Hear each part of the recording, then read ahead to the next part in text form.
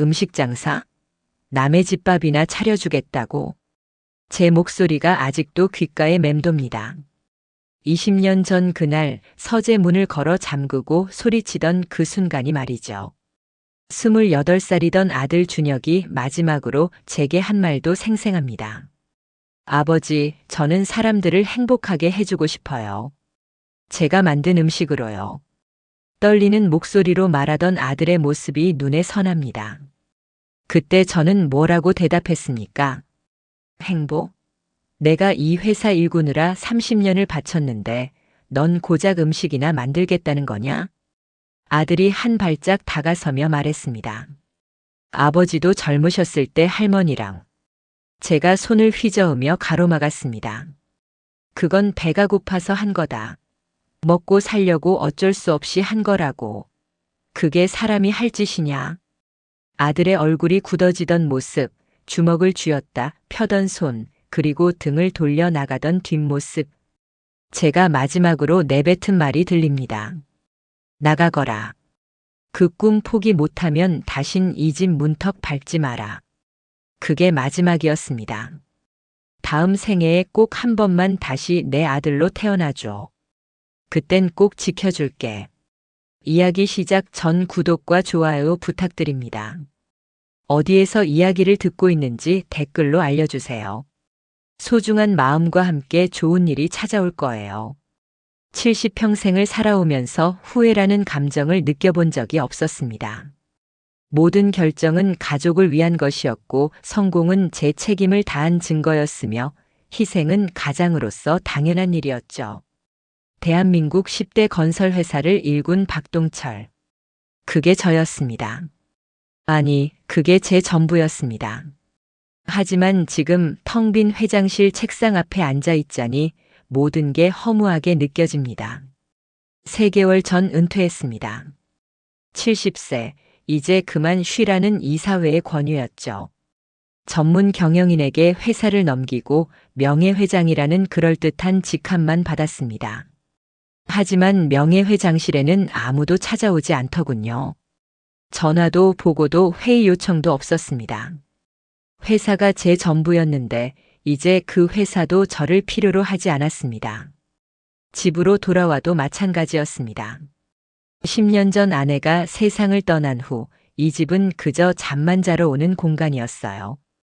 넓은 거실, 먼지 쌓인 가족 사진들, 아무도 앉지 않는 식탁. 가정부가 만들어 놓은 저녁을 혼자 먹으며 문득 생각했습니다. 내가 뭘 위해 이렇게 살았나. 그날도 그랬습니다. 서재에서 소주 한 잔을 기울이며 창밖을 바라보고 있었죠. 가을비가 내리고 있었고 빗소리만이 고독을 채워주고 있었습니다. 정말이지 이 집에서 내가 뭐란 말인가. 아내도 없고 아들도 없고 이제 회사조차 저를 찾지 않는데 말입니다. 그때 전화가 울렸습니다. 모르는 번호였지만 받았습니다. 요즘 전화 오는 사람도 없으니까요. 전화기 너머로 들려온 목소리는 어눌한 한국말을 쓰는 외국인 여성이었습니다. 박동철 씨, 맞으신가요? 낯선 목소리였습니다. 그녀가 조심스럽게 말을 이었습니다. 저는 제니퍼, 박준혁의 아내입니다. 심장이 멎는 것 같았습니다. 준혁. 20년 동안 입 밖에 꺼내지 못했던 그 이름. 준혁이를. 아들을 아십니까? 제 목소리가 떨렸습니다. 70년을 살면서 이렇게 떨려본 적이 없었는데 말이죠. 전화기 너머로 여성의 한숨 소리가 들렸습니다. 그리고 천천히, 아주 천천히 말했습니다. 아버님, 죄송하지만 준혁은 3개월 전에 교통사고로 세상을 떠났습니다. 전화기를 떨어뜨릴 뻔했습니다. 3개월 전이라고요? 석 달이나 지나서야 제가 이 소식을 듣는다고요? 3개월 전이라고요? 목소리가 제대로 나오지 않았습니다. 그녀가 대답했습니다. 네. 연락처를 찾는데 시간이 걸렸어요. 준혁이 아버님 이야기는 많이 했지만 연락처는 남겨두지 않아서 손이 떨렸습니다. 소주잔을 쥔 손에 힘이 들어가 잔이 깨질 것 같았죠. 아들이 죽었습니다. 3개월 전에. 그런데 아버지인 저는 오늘에야 알게 됐습니다. 어디 계십니까? 간신히 물었습니다. 그녀가 대답했습니다. LA입니다. 준혁이 여기서 식당을 운영했어요. 식당. 아들이 그토록 원하던 것을 결국 잃었던 거군요. 하지만 저는 그 사실조차 몰랐습니다. 아버님, 시간 되시면 한번 오실 수 있으세요? 준혁이 묻힌 곳에 그녀의 목소리가 잠시 멈췄습니다. 그리고 조심스럽게 덧붙였습니다. 그리고 손자가 할아버지를 보고 싶어 해요. 손자라고요? 온몸에 전율이 흘렀습니다. 준혁에게 아이가 있었다니. 제게 손자가 있었다니. 전화를 끊고 나서 한참을 그대로 서 있었습니다. 빗소리가 더 크게 들렸고 가슴은 더 크게 뛰었습니다. 준혁아, 아빠가 정말 몰랐다. 내가 결혼했는지도 손자가 있는지도 식당을 차렸는지도 그리고 내가 죽었는지도. 그날 밤 잠을 이룰 수 없었습니다. 서재 소파에 누워 천장을 바라보며 20년 전 그날을 떠올렸습니다. 준혁이가 대학을 졸업하던 해였습니다. 경영학과를 나왔으니 당연히 회사에 들어올 거라고 생각했죠. 이미 임원 자리도 준비해뒀고 5년 후면 부사장으로 올리려던 계획도 세워뒀습니다. 하지만 아들은 제게 다른 이야기를 꺼냈습니다. 아버지, 저 요리를 배우고 싶어요. 프랑스 요리학교에 가고 싶습니다. 그때 제 반응은 차갑기 그지없었습니다. 요리? 그게 뭐 하는 거냐? 내가 너를 키우면서 뭘 바랐는지 아느냐? 아들이 눈빛을 반짝이며 말했습니다. 아버지, 저는 사람들을 행복하게. 제가 책상을 쾅 치며 소리쳤습니다. 행복은 배불러야 느끼는 거다. 요리사가 되면 먹고 살기나 하겠느냐? 지금 생각하면 얼마나 오만한 말이었습니까? 하지만 그때는 진심이었습니다.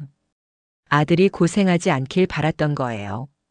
제가 젊은 시절 겪었던 그 가난, 그 고통을 아들만큼은 겪지 않길 바랐던 겁니다. 준혁은 몇 번이나 더 설득하려 했습니다. 할머니가 운영하시던 작은 식당 이야기를 꺼냈고 제가 어릴 때 요리하던 모습을 기억한다고 말했습니다. 어머니가 돌아가시기 전에 저한테 김치찌개 끓이는 법을 가르쳐 주셨다는 이야기까지 했습니다. 하지만 저는 들으려 하지 않았죠. 그건 배가 고파서 한 거다. 꿈 같은 소리 하지 마라. 한마디로 잘라버렸습니다. 아들의 얼굴이 창백해지는 것을 보면서도 말입니다. 결국 준혁은 집을 나갔습니다. 마지막 날 현관에서 아들이 돌아서며 한 말이 있었습니다. 아버지, 언젠가 제 음식을 드셔보셨으면 좋겠어요. 그때는 인정해 주실 수 있을까요? 저는 대답하지 않았습니다. 등을 돌린 채 서재로 들어가 버렸죠. 문을 닫으며 생각했습니다. 며칠 있으면 돌아오겠지. 현실을 깨닫고. 하지만 아들은 돌아오지 않았습니다. 일주일이 지나고 한 달이 지나고 1년이 지나도 연락이 없었습니다. 처음에는 자존심이 상했습니다. 내가 왜 먼저 연락해야 하나. 그렇게 생각하며 버텼죠. 그러다 3년이 지났고 5년이 지났고 어느새 10년이 흘렀습니다. 그 사이 아내가 세상을 떠났습니다. 아내가 마지막으로 한 말이 기억납니다. 여보, 준혁이한테 연락해봐요. 제발. 하지만 저는 그러지 못했습니다. 아내의 장례식에도 아들은 나타나지 않았고 저는 그게 당연하다고 생각했습니다. 연락도 안 했는데 어떻게 알겠나. 그렇게 또 10년이 흘렀습니다. 새벽녘이 돼서야 결심했습니다. 미국으로 가야겠다고. 70년 인생에서 한 번도 가보지 않은 미국이었지만 이번만은 가야 했습니다. 아들을 만나러, 아니, 이제는 만날 수 없는 아들의 무덤이라도 찾아가야 했습니다. 일주일 후 인천공항에 섰습니다. 생전 처음 타보는 국제선 비행기였습니다. 비서가 모든 걸 예약해줬지만 막상 공항에 서니 모든 게 낯설었습니다. 70년을 이 땅에서만 살았던 남자가 이제야 아들을 찾아 태평양을 건너는 것입니다. 얼마나 늦었습니까? 출국 심사를 받고 탑승구로 걸어가며 문득 생각했습니다. 준혁도 20년 전에 이 공항을 지나갔을까요? 혼자서 짐 하나 들고 아버지에게 버림받았다고 생각하며 말이죠. 가슴이 아팠습니다. 비행기에 올랐습니다. 1등석이었지만 편하지 않았습니다. 옆자리에는 손자 손잡고 여행 가는 듯한 노부부가 앉아 있었는데 그 모습을 보니 더욱 외로웠습니다. 나는 왜 손자 손 한번 잡아보지 못했나. 비행기가 이륙했습니다. 창밖으로 서울이 점점 작아졌습니다. 제가 평생 일군 빌딩들이, 제가 지은 건물들이 작은 점으로 사라졌습니다. 그 모든 것이 갑자기 무의미하게 느껴졌습니다.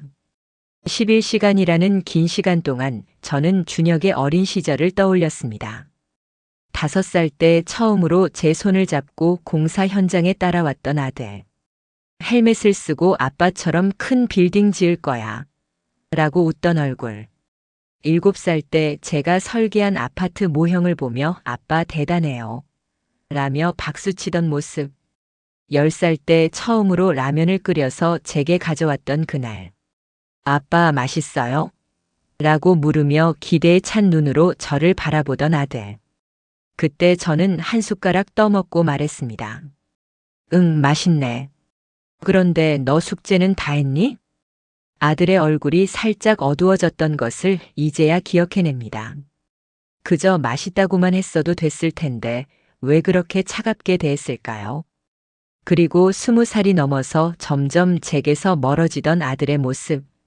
대화는 줄어들었고 함께 보내는 시간도 없어졌습니다. 저는 회사 일에 바빴고 아들은 자기만의 세계로 들어갔습니다. 왜 그때 물어보지 않았을까요? 내가 정말 원하는 게 뭐냐고. 내 꿈이 뭐냐고. 대신 저는 제 꿈을 강요했습니다. 제 길을 걷게 했습니다. 아니, 걷게 하려다가 결국 아들을 잃어버렸습니다. 비행기가 태평양을 건너는 동안 밖은 어두웠습니다. 칠흑 같은 하늘 아래 어디쯤 바다가 있을 텐데 아무것도 보이지 않았습니다. 그저 창에 비친 제 얼굴만 보일 뿐이었죠. 늙은 얼굴, 깊은 주름, 후회로 가득한 눈빛. 이게 제 모습이었습니다. LA에 도착했을 때는 밤이었습니다. 공항을 빠져나와 택시를 탔습니다. 기사에게 호텔 이름을 말하자 그가 물었습니다. 한국에서 오셨어요? 여행이세요? 저는 잠시 망설이다가 대답했습니다. 아니요. 가족을 만나러 왔습니다. 거짓말이었습니다. 이제는 만날 수 없는 가족이니까요. 호텔 방에 짐을 풀고 창밖을 바라봤습니다. 낯선 도시의 불빛들이 반짝였고 저는 그 속에서 더욱 외로움을 느꼈습니다. 이 도시 어딘가에 아들이 묻혀 있습니다. 이 도시 어딘가에 제 손자가 살고 있습니다. 그리고 며느리가 있습니다. 처음 만나는 사람들입니다. 하지만 제 유일한 가족입니다. 침대에 누워 천장을 바라봤습니다. 시차 때문인지 잠이 오지 않았습니다. 아니, 솔직히 말하면 두려워서였습니다. 내일이면 아들의 무덤을 찾아갈 것입니다. 무슨 말을 해야 할까요? 미안하다고? 사랑했다고? 20년 동안 한 번도 하지 못한 말들을 이제 와서 무덤 앞에서 한다고 아들이 들어줄까요? 그리고 손자를 만나면 뭐라고 해야 할까요? 할아버지야라고. 20년간 나타나지도 않았던 할아버지를 손자가 받아줄까요? 며느리는 또 어떻게 생각할까요? 남편을 내쫓은 시아버지를 용서해 줄까요? 모든 게 두려웠습니다. 하지만 한 가지는 확실했습니다. 이제라도 가야 한다는 것. 늦었지만, 너무 늦었지만 그래도 가야 한다는 것을요. 준혁아, 아빠가 간다. 20년 늦었지만 이제라도 간다. 내가 어떤 삶을 살았는지, 내가 이룬 꿈이 뭔지, 내가 남긴 가족이 누군지 이제라도 알고 싶구나. 미안하다, 아들아. 새벽 5시가 돼서야 잠이 들었습니다. 꿈속에서 5살 준혁이 제 손을 잡고 웃고 있었습니다. 아빠, 어디 가요?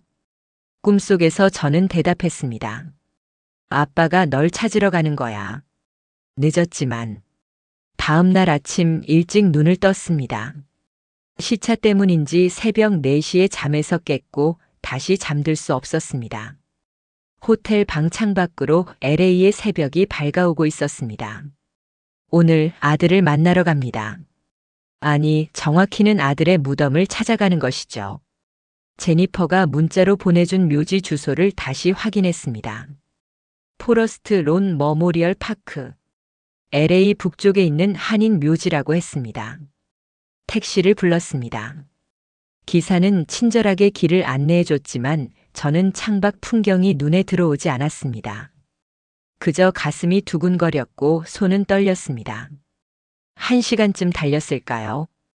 택시가 묘지 입구에 멈춰 섰습니다. 여기입니다. 들어가실 건가요? 기사가 물었습니다.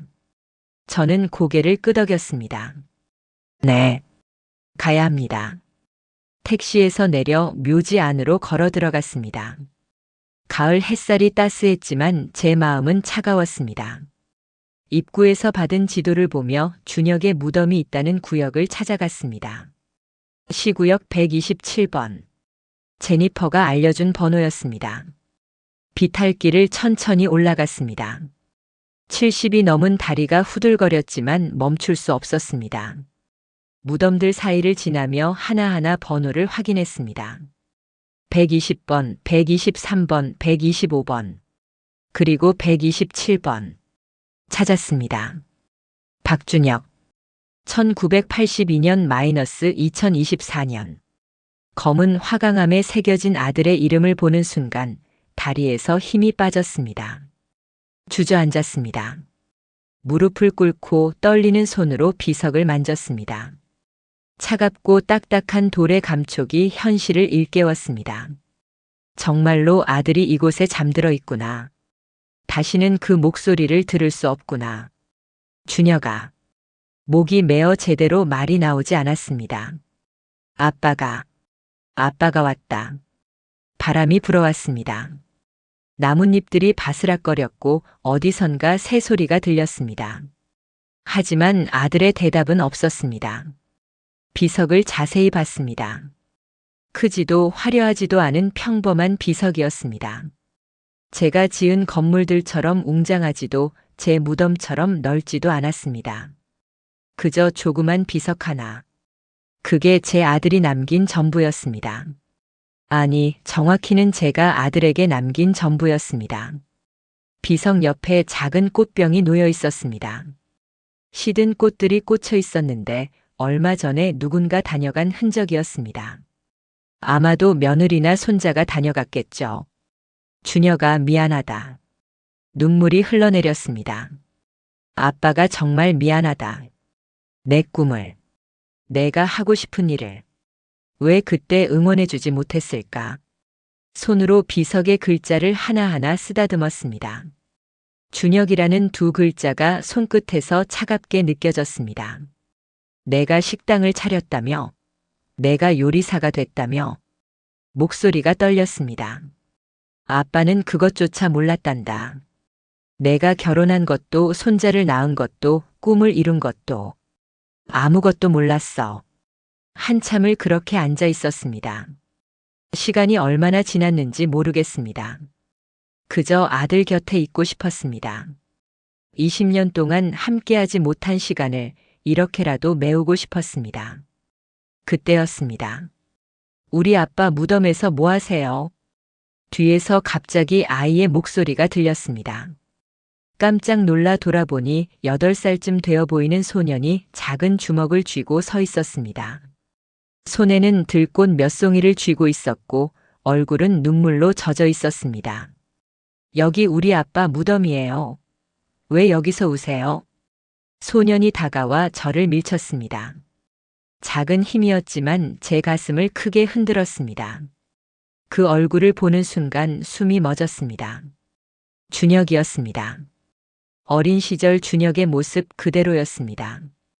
똑같은 눈썹, 똑같은 코, 똑같은 입모양.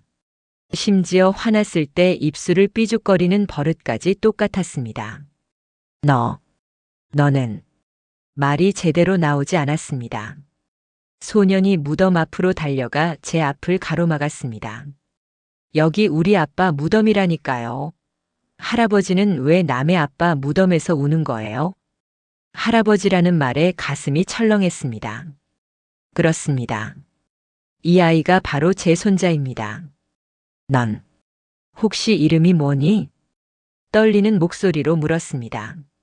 소년이 경계하는 눈빛으로 대답했습니다. 박민준이요. 근데 왜요? 민준. 준혁의 준자를 물려받았군요. 아들이 손자에게 자신의 이름을 나눠준 겁니다. 민준아. 제가 천천히 일어났습니다. 무릎이 떨렸지만 억지로 힘을 줬습니다. 할아버지는 내 아빠를 아는 사람이란다. 민준이가 눈을 크게 떴습니다. 우리 아빠 아세요? 어떻게요? 어떻게 설명해야 할까요? 이 어린 손자에게 제가 누구라고 말해야 할까요? 할아버지는 내 진짜 할아버지란다. 그 말을 하는 순간 민준이의 표정이 변했습니다. 놀라움, 의심, 그리고 희망이 뒤섞인 표이였습니다. 진짜 할아버지요? 엄마가 말한 그 할아버지요? 민준이가 조심스럽게 물었습니다. 그래. 미안하다. 이제야 왔구나. 그러자 민준이의 눈에서 눈물이 주르륵 흘러내렸습니다. 할아버지.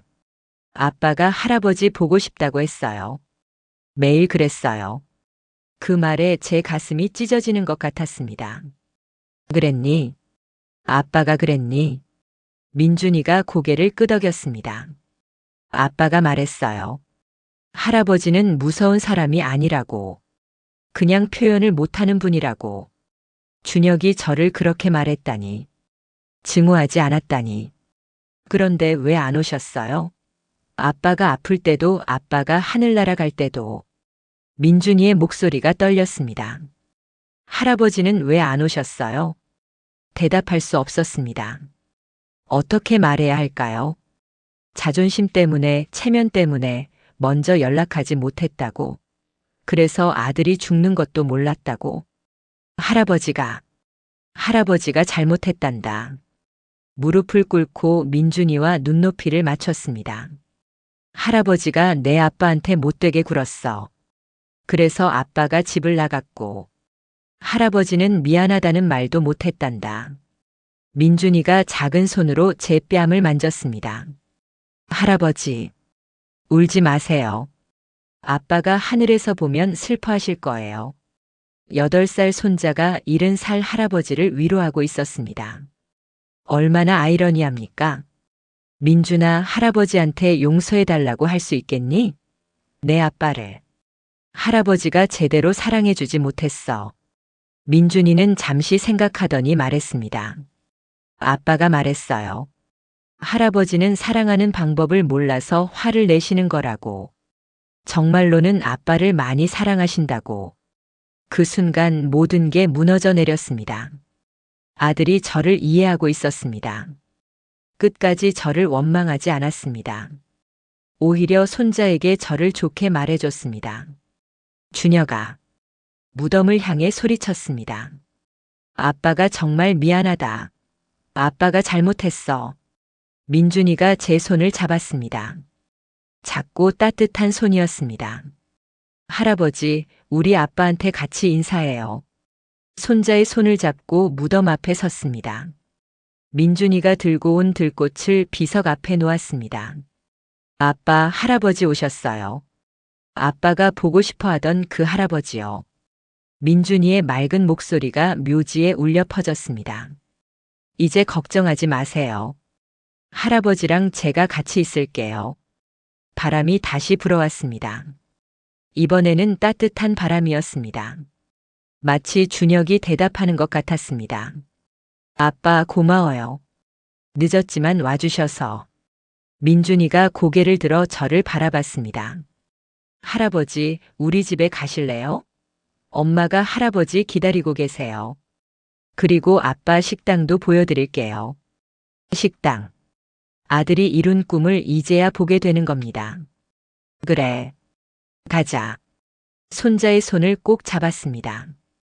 20년 만에 잡아보는 가족의 손이었습니다. 무덤을 뒤로 하고 걸어가며 뒤돌아봤습니다. 준혁아, 아빠가 이제라도 왔다. 내가 남긴 가족을, 내가 이룬 꿈을 이제라도 보러 왔어. 민준이가 걸어가며 말했습니다. 할아버지, 아빠가 만든 김치찌개 정말 맛있어요. 할아버지도 먹어보세요. 김치찌개. 어머니가 저한테 가르쳐 줬던 그 김치찌개. 제가 준혁에게도 가르쳐 줬던 그 음식. 그래. 할아버지가 꼭 먹어볼게. 손자와 함께 묘지를 나섰습니다. 가슴 한편으로는 슬펐습니다. 아들을 영원히 잃었다는 사실이 실감났으니까요. 하지만 다른 한편으로는 희망이 생겼습니다. 손자가 있고 며느리가 있고 아들이 남긴 흔적들이 있으니까요. 늦었지만, 너무 늦었지만 그래도 아직 늦지 않았을지도 모릅니다. 아들에게는 늦었지만 손자에게는 아직 늦지 않았을 테니까요. 민준이의 작은 손을 꼭 잡고 걸었습니다. 이 손을 이제는 놓지 않을 겁니다. 묘지 입구에서 한 여성이 우리를 기다리고 있었습니다. 30대 중반쯤 되어 보이는 금발의 여성이었습니다. 간호사 복장을 하고 있었는데 아마 야간 근무를 마치고 온 듯 했습니다. 피곤한 기색이 역력했지만 눈빛만은 또렷했습니다. 민준아. 여성이 달려와 민준이를 꼭 안았습니다. 엄마가 그렇게 오지 말라고 했잖아. 얼마나 놀랐는지 알아? 민준이가 엄마 품에서 고개를 들었습니다. 엄마, 할아버지 왔어요. 우리 진짜 할아버지. 여성의 시선이 저를 향했습니다. 경계하는 듯한 하지만 어딘가 슬픈 눈빛이었습니다. 저는 허리를 깊이 숙여 인사했습니다. 처음 뵙겠습니다. 저는 박준혁의 아버지입니다. 한참을 그렇게 고개를 숙이고 있었습니다. 며느리가 뭐라고 할까 두려웠습니다. 당신 때문에 우리 남편이 고생했다고 소리칠까봐, 이제 와서 뭐하러 왔느냐고 비난할까봐 말입니다. 하지만 돌아온 것은 조용한 목소리였습니다. 고개 드세요, 아버님. 고개를 들자 여성이 눈물을 닦고 있었습니다. 저는 제니퍼입니다. 준혁 씨의 아내였어요. 죄송합니다. 갑작스럽게 나타나서. 제니퍼가 손을 저었습니다. 아니에요. 오히려 와주셔서 감사해요. 준혁 씨가 그토록 보고 싶어 하던 분이니까요. 그 말에 가슴이 먹먹해졌습니다. 저를 보고 싶어 했다고요? 제니퍼가 고개를 끄덕였습니다. 네. 마지막까지 아버님을 찾으셨어요. 민준이가 제 손을 잡아당겼습니다. 할아버지, 우리 아빠 식당 가요. 보여드릴 게 많아요. 제니퍼가 차 열쇠를 꺼내며 말했습니다. 제 차로 모셔다 드릴게요. 여기서 식당까지는 좀 멀어요. 차 안은 조용했습니다. 민준이는 뒷좌석에서 창밖을 바라봤고 제니퍼는 운전에 집중했습니다. 저는 조수석에 앉아 손을 꼭 쥐고 있었습니다. 무슨 말을 해야 할까요? 며느리에게 뭐라고 말해야 할까요? 제니퍼가 먼저 입을 열었습니다. 준혁 씨 이야기 많이 들으셨나요? 아니요. 사실 아무것도 모릅니다. 제가 연락을 끊고 살아서. 목소리가 떨렸습니다. 준혁 씨는 좋은 사람이었어요. 제니퍼의 목소리가 부드러웠습니다. 항상 다른 사람들을 먼저 생각했죠. 식당 손님들한테도 저한테도 민준이한테도 그리고 아버님한테도요. 저한테도. 라고요? 네. 늘 아버님 이야기를 했어요. 어릴 때 아버님이 얼마나 멋있었는지, 아버님이 지은 건물들이 얼마나 대단한지.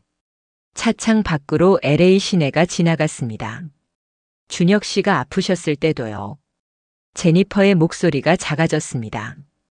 교통사고 후에 중환자실에 2달 계셨어요. 처음에는 의식이 없었고 마지막 한 달은 깨어나셨지만 2달이요? 저는 즉사했다고. 아니에요. 많이 아프셨어요. 그리고 계속 아버님을 찾으셨죠. 가슴이 내려앉았습니다. 아버님 연락처를 알려달라고 아버님께 전화하고 싶다고. 하지만 저희는 연락처를 몰랐어요. 준혁 씨가 남겨놓지 않으셨거든요. 왜 안 남겨뒀을까요? 아마도. 제니퍼가 잠시 말을 멈췄습니다. 아버님께 실망시켜드릴까봐 두려워하셨던 것 같아요. 성공하면 아버님이 인정해 주실 만한 사람이 되면 그때 연락하려고 하셨던 것 같아요. 한참을 아무 말도 하지 못했습니다. 아들이 저를 두려워했다니. 제 인정을 받기 위해 그토록 애썼다니. 미안합니다. 정말 미안합니다. 아버님. 제니퍼의 목소리에 눈물이 섞여 있었습니다. 준혁 씨가 마지막에 하신 말씀이 있어요. 무슨? 아버지한테 전해달라고 하셨어요. 사랑한다고 그리고 미안하다고. 좋은 아들이 되지 못해서 미안하다고. 더 이상 참을 수 없었습니다. 눈물이 주르륵 흘러내렸습니다. 좋은 아들이 되지 못해서 미안하다니. 좋은 아버지가 되지 못한 건 저인데 말입니다.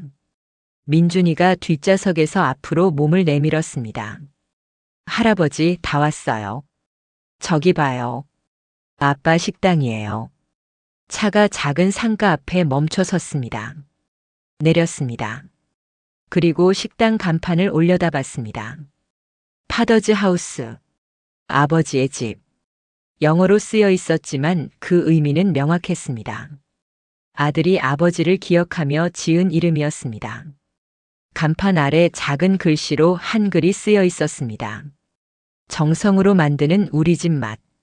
어머니가 옛날 작은 식당에 걸어뒀던 바로 그 문구였습니다. 제가 어릴 때 매일 보던 그 글귀를요. 준혁 씨가 직접 쓰신 거예요. 제니퍼가 옆에서 말했습니다. 할머니께서 쓰셨던 문구라고 하시더라고요. 다리가 후들거렸습니다. 식당 유리문에 비친 제 모습이 보였습니다. 늙고 초라한 노인의 모습이었습니다. 민준이가 열쇠로 문을 열었습니다. 할아버지 들어오세요. 식당 안으로 들어섰습니다. 아담한 크기의 식당이었습니다. 테이블이 10개 정도 있었고 벽에는 여러 사진들이 걸려 있었습니다. 그런데 그 사진들을 보는 순간 발이 떨어지지 않았습니다. 제가 지은 건물 사진들이었습니다.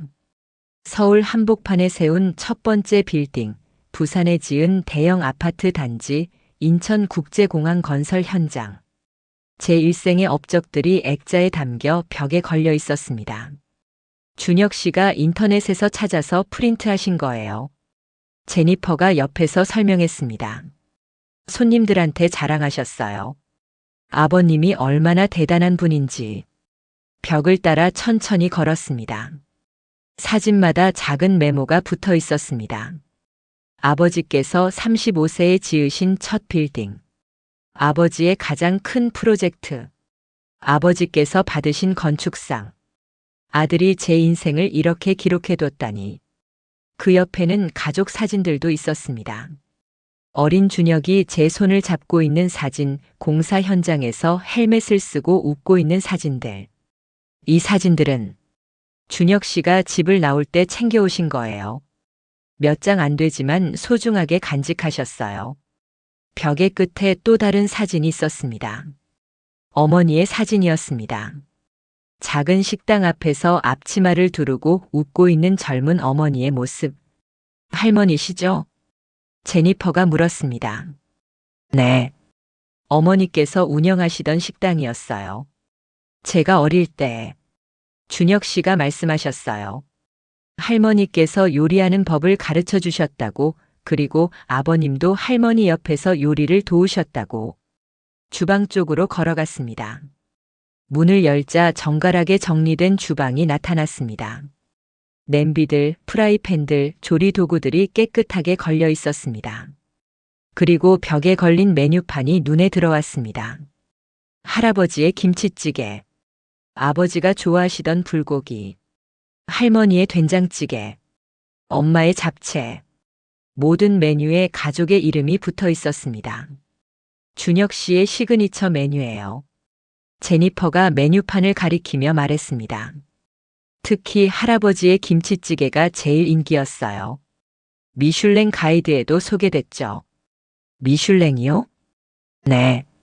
작년에 별 하나를 받으셨어요. LA에서 한식당으로는 처음이었대요. 아들이 그토록 성공했다니. 제가 반대했던 그 꿈을 결국 이뤘다니. 준혁 씨가 그날 정말 기뻐하셨어요. 제니퍼의 목소리가 떨렸습니다. 아버님께 전화하고 싶다고 이제는 자랑해도 되냐고.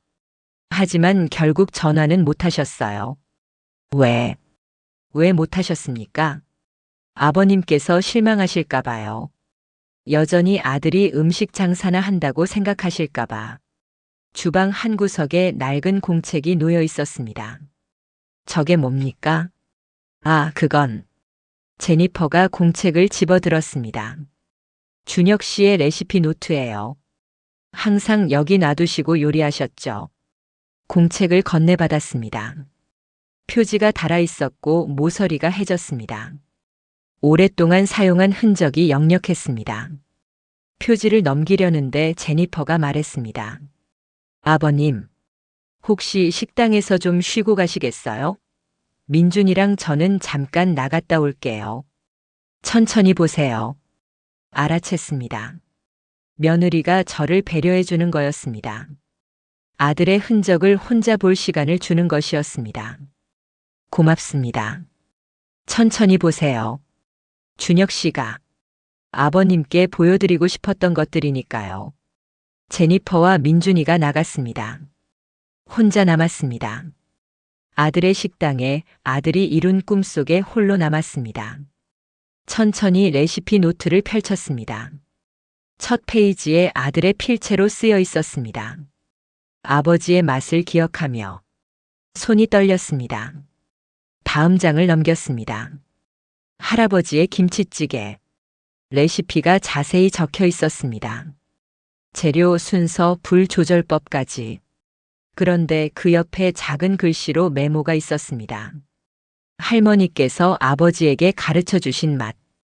아버지께서 어머니를 위해 끓여주시던 그 맛을 기억한다. 언젠가 아버지께 드리고 싶다. 눈물이 떨어져 종이를 적셨습니다. 급히 눈물을 닦고 다음 장을 넘겼습니다. 아버지가 좋아하시던 불고기. 역시 레시피 옆에 메모가 있었습니다. 아버지께서 피곤하신 날 드시던 음식. 어머니가 해드리면 아버지께서 웃으시던 모습을 기억한다. 나도 언젠가 아버지를 웃게 해드리고 싶다. 한 장 한 장 넘길 때마다 아들의 마음이 적혀 있었습니다. 아버지 생각하며 만든 메뉴. 아버지께 인정받고 싶어 연구한 맛. 아버지와 함께 먹고 싶은 음식. 모든 페이지가, 모든 레시피가 저를 향하고 있었습니다. 주저앉았습니다. 주방 바닥에 그대로 주저앉아 공책을 안고 울었습니다. 준혁아, 아빠가 미안하다. 왜 몰랐을까요? 아들이 이토록 저를 그리워하며 살았다는 것을. 왜 연락하지 않았을까요? 자존심 같은 건 버리고 먼저 손 내밀었어야 했는데. 한참을 그렇게 울었습니다. 70년 인생에서 이렇게 울어본 적이 없었습니다. 눈물이 마를 때쯤 일어났습니다. 레시피 노트를 조심스럽게 닫고 주방을 둘러봤습니다. 아들이 매일 서서 요리하던 곳, 손님들을 위해 정성껏 음식을 만들던 곳, 가족의 맛을 재현하려 애썼던 곳. 결심했습니다. 이 식당을 아들의 꿈을 지켜야겠다고. 손자와 며느리를 도와야겠다고. 그리고 무엇보다 이제라도 좋은 할아버지가, 좋은 가족이 되어야겠다고. 늦었습니다. 너무 늦었습니다. 하지만 이제라도 시작해야겠다고 다짐했습니다. 준혁아, 아빠가 내 꿈을 지켜줄게. 내가 이룬 이 모든 것을 아빠가 지켜줄게. 그리고 민준이를, 내 아들을 아빠가 잘 돌봐줄게. 약속한다. 1시간쯤 지났을까요? 식당 문이 열리며 민준이가 뛰어들어왔습니다. 할아버지, 우리 왔어요. 손에 커피 2잔을 들고 제니퍼가 따라 들어왔습니다. 아버님 많이 놀라셨죠? 제니퍼가 한국어로 물었습니다. 약간의 미국 억양이 있었지만 유창했습니다. 제니퍼 씨, 한국말을 잘하시네요. 어머니가 한국분이세요. 어릴 때부터 한국어 배웠어요. 그녀가 미소를 지으며 커피를 건넸습니다. 준혁 씨 만났을 때도 한국어로 대화했어요. 그게 인연이 됐죠. 커피를 받아들었습니다. 따뜻했습니다. 준혁이와는 어떻게 만나셨습니까? 제니퍼가 테이블에 앉으며 말했습니다. 병원에서요. 저는 간호사고 준혁 씨는 환자 보호자로 오셨었어요. 그분의 친구가 아프셨거든요. 그때 준혁 씨가 복도에서 한국 노래를 흥얼거리고 계셨어요. 제가 아는 노래여서 같이 따라 불렀죠. 민준이가 끼어들었습니다. 엄마가 아빠한테 반했대요. 제니퍼가 민준이 머리를 쓰다듬었습니다. 맞아. 엄마가 아빠한테 첫눈에 반했지. 그녀의 얼굴에 그리움이 어렸습니다. 준혁 씨는 정말 다정한 사람이었어요. 처음 만났을 때부터 편했어요. 한국 음식 이야기를 하면서 눈이 반짝이던 모습이 지금도 생생해요. 음식 이야기를요? 네. 아버님 이야기도 그때 처음 들었어요. 제니퍼가 커피를 한 모금 마셨습니다. 아버님이 지으신 건물들 이야기, 할머니 식당 이야기, 어릴 때 주방에서 놀던 기억들. 준혁 씨는 가족 이야기를 정말 많이 하셨어요. 저를요? 네. 아버님을 정말 존경했어요. 아무것도 없던 분이 대기업을 일구셨다고 그게 얼마나 대단한 일인지. 가슴이 뜨거워졌습니다. 저는 아들에게 잘해준 게 없는데요. 아니에요. 제니퍼가 고개를 저었습니다. 준혁 씨가 말씀하셨어요. 아버님이 당신을 대학까지 보내주셨고 좋은 교육을 시켜주셨고 무엇보다 책임감 있는 사람으로 키워주셨다고요. 책임감이라. 준혁 씨가 이 식당을 운영하면서 제일 중요하게 생각한 게 책임감이었어요. 제니퍼가 주방을 바라보며 말했습니다. 손님 한 분 한 분에게 책임지는 마음으로 요리한다고 그게 아버님께 배운 거라고 하셨어요. 민준이가 제 옆에 앉으며 말했습니다. 할아버지, 저도 아빠한테 들었어요. 할아버지가 건물 지을 때 절대 부실 공사 안 하셨대요. 그래서 할아버지 건물은 다 튼튼하대요. 제가 언제 그런 이야기를 했나 싶었습니다. 하지만 아들이 기억하고 있었고 손자에게까지 전해주었습니다. 민준이도 아빠처럼 요리사가 되고 싶니? 민준이가 고개를 끄덕였습니다. 네. 아빠처럼 맛있는 음식 만들고 싶어요. 그리고 할아버지한테도 해드리고 싶어요. 그래. 할아버지가 꼭 먹어볼게. 제니퍼가 조심스럽게 물었습니다. 아버님, 며칠 정도 LA에 계실 예정이세요? 글쎄요. 사실 계획을 세우지 못했습니다. 그럼. 제니퍼가 민준이를 바라보더니 다시 저를 봤습니다. 우리 집에서 묵으시는 건 어떠세요? 크지는 않지만 방이 하나 있어요. 아니, 그럴 수는. 할아버지. 민준이가 벌떡 일어났습니다. 우리 집에서 같이 살아요. 제발요. 민준아, 할아버지도 사정이 있으실 텐데. 엄마 아빠가 그랬잖아요. 언젠가 할아버지 오시면 우리 가족이 된다고. 민준이의 눈에 눈물이 맺혔습니다. 아빠 없으니까 너무 외로웠어요. 할아버지 계시면 덜 외로울 것 같아요. 그 말에 가슴이 무너졌습니다. 8살 손자가 아버지 없는 외로움을 이렇게 표현하다니. 민준아. 아이를 끌어안았습니다. 할아버지가 있을게. 할아버지가 옆에 있어 줄게. 제니퍼가 눈물을 닦았습니다. 아버님, 부담 갖지 마세요. 정말 괜찮으시면 며칠만이라도. 아니요. 제가 고개를 들었습니다. 며칠이 아니라. 제가 여기 좀 더 있어도 될까요? 한국에 돌아갈 일도 없고 이제 회사도 없고. 목소리가 떨렸습니다. 손자랑 며느리랑 준혁이가 남긴 것들과 함께 있고 싶습니다. 제니퍼가 놀란 표정을 지었습니다.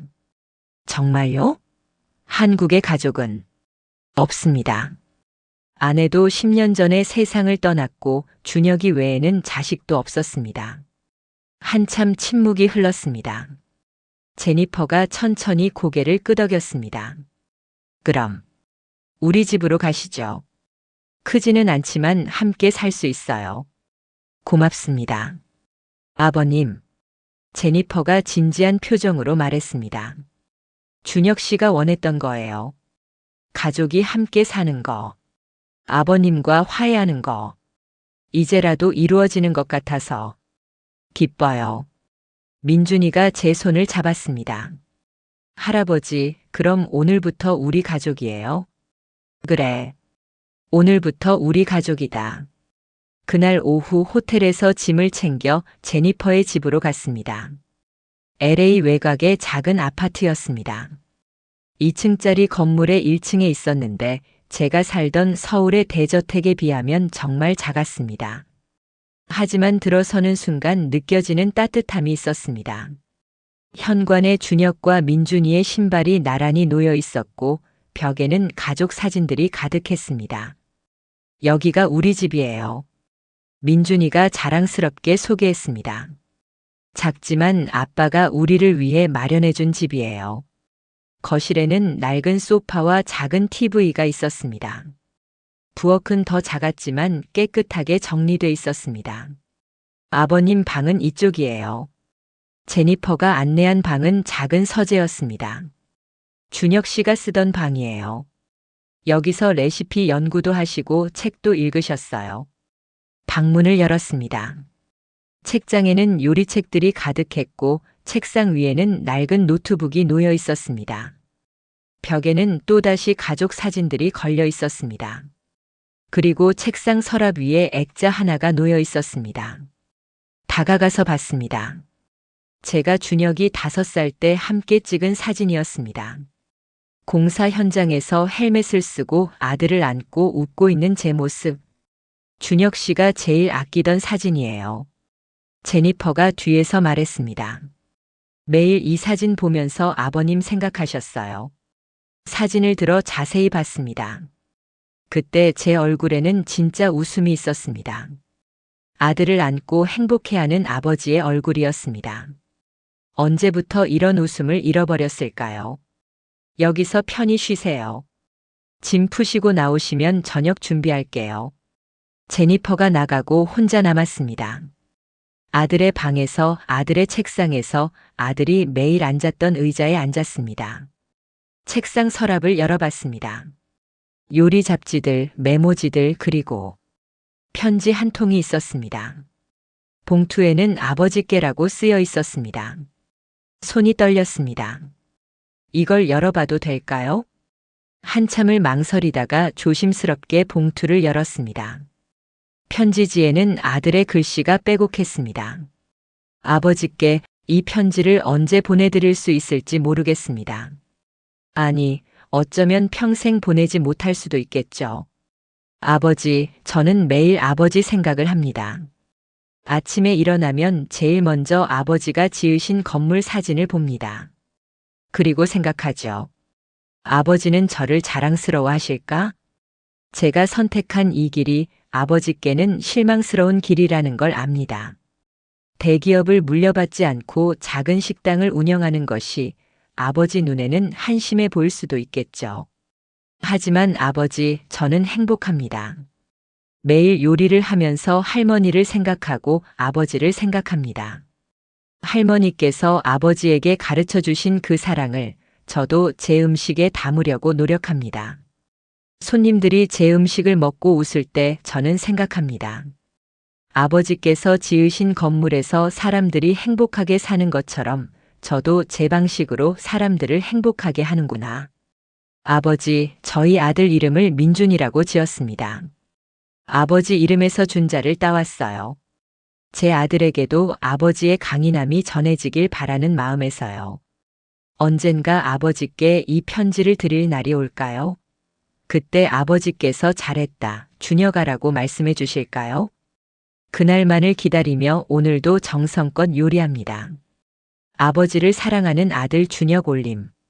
편지를 읽고 또 읽었습니다. 그리고 편지를 가슴에 안고 울었습니다. 잘했다, 준혁아. 빈방에 대고 말했습니다. 아빠가 정말 자랑스럽다. 내가 이룬 모든 것이, 내가 선택한 모든 것이. 문 밖에서 민준이의 목소리가 들렸습니다. 할아버지, 저녁 먹어요. 눈물을 닦고 일어났습니다. 지금 갈게. 문을 열고 나가니 작은 식탁에 음식이 차려져 있었습니다. 김치찌개, 밥, 그리고 몇 가지 반찬들. 제니퍼 씨가 만든 거예요? 아니요, 민준이가 도왔어요. 민준이가 자랑스럽게 말했습니다. 아빠가 가르쳐 준 대로 했어요. 세 사람이 식탁에 둘러앉았습니다. 20년 만에 가족과 함께하는 식사였습니다. 할아버지, 맛있게 드세요. 민준이가 웃으며 말했습니다. 김치찌개 한 숟가락을 떴습니다. 입에 넣는 순간 눈물이 났습니다. 어머니의 맛이었습니다. 준혁이 재현한 할머니의 그 맛이었습니다. 맛있니?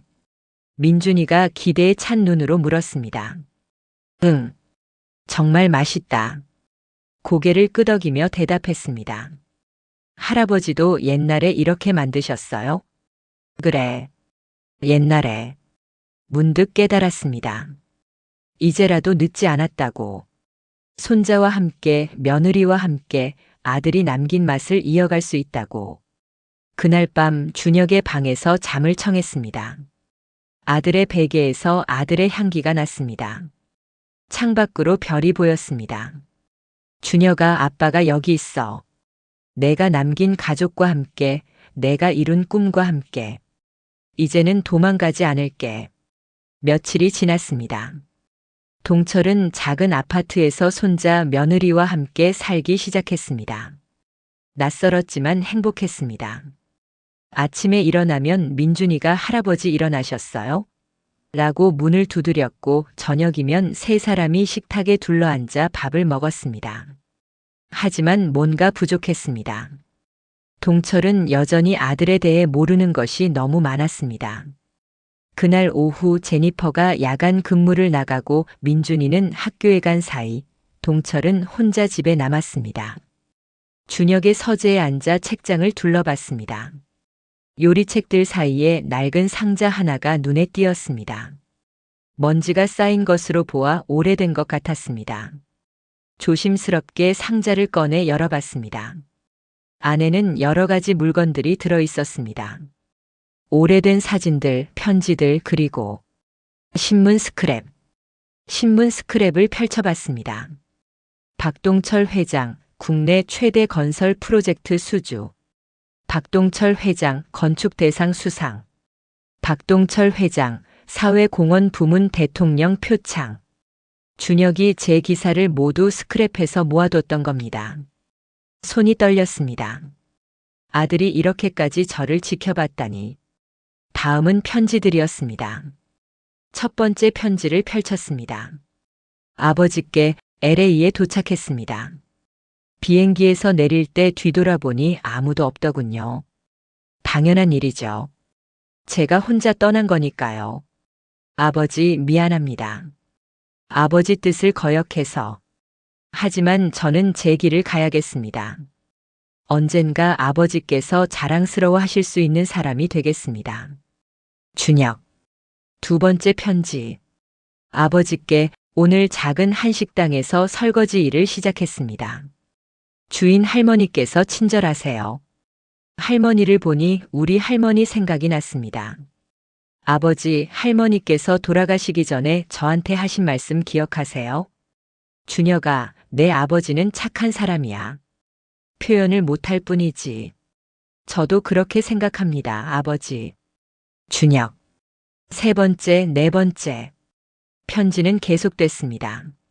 모두 보내지 못한 편지들이었습니다. 아버지께 오늘 제니퍼를 만났습니다. 정말 좋은 사람입니다. 아버지께서 만나보시면 좋아하실 것 같습니다.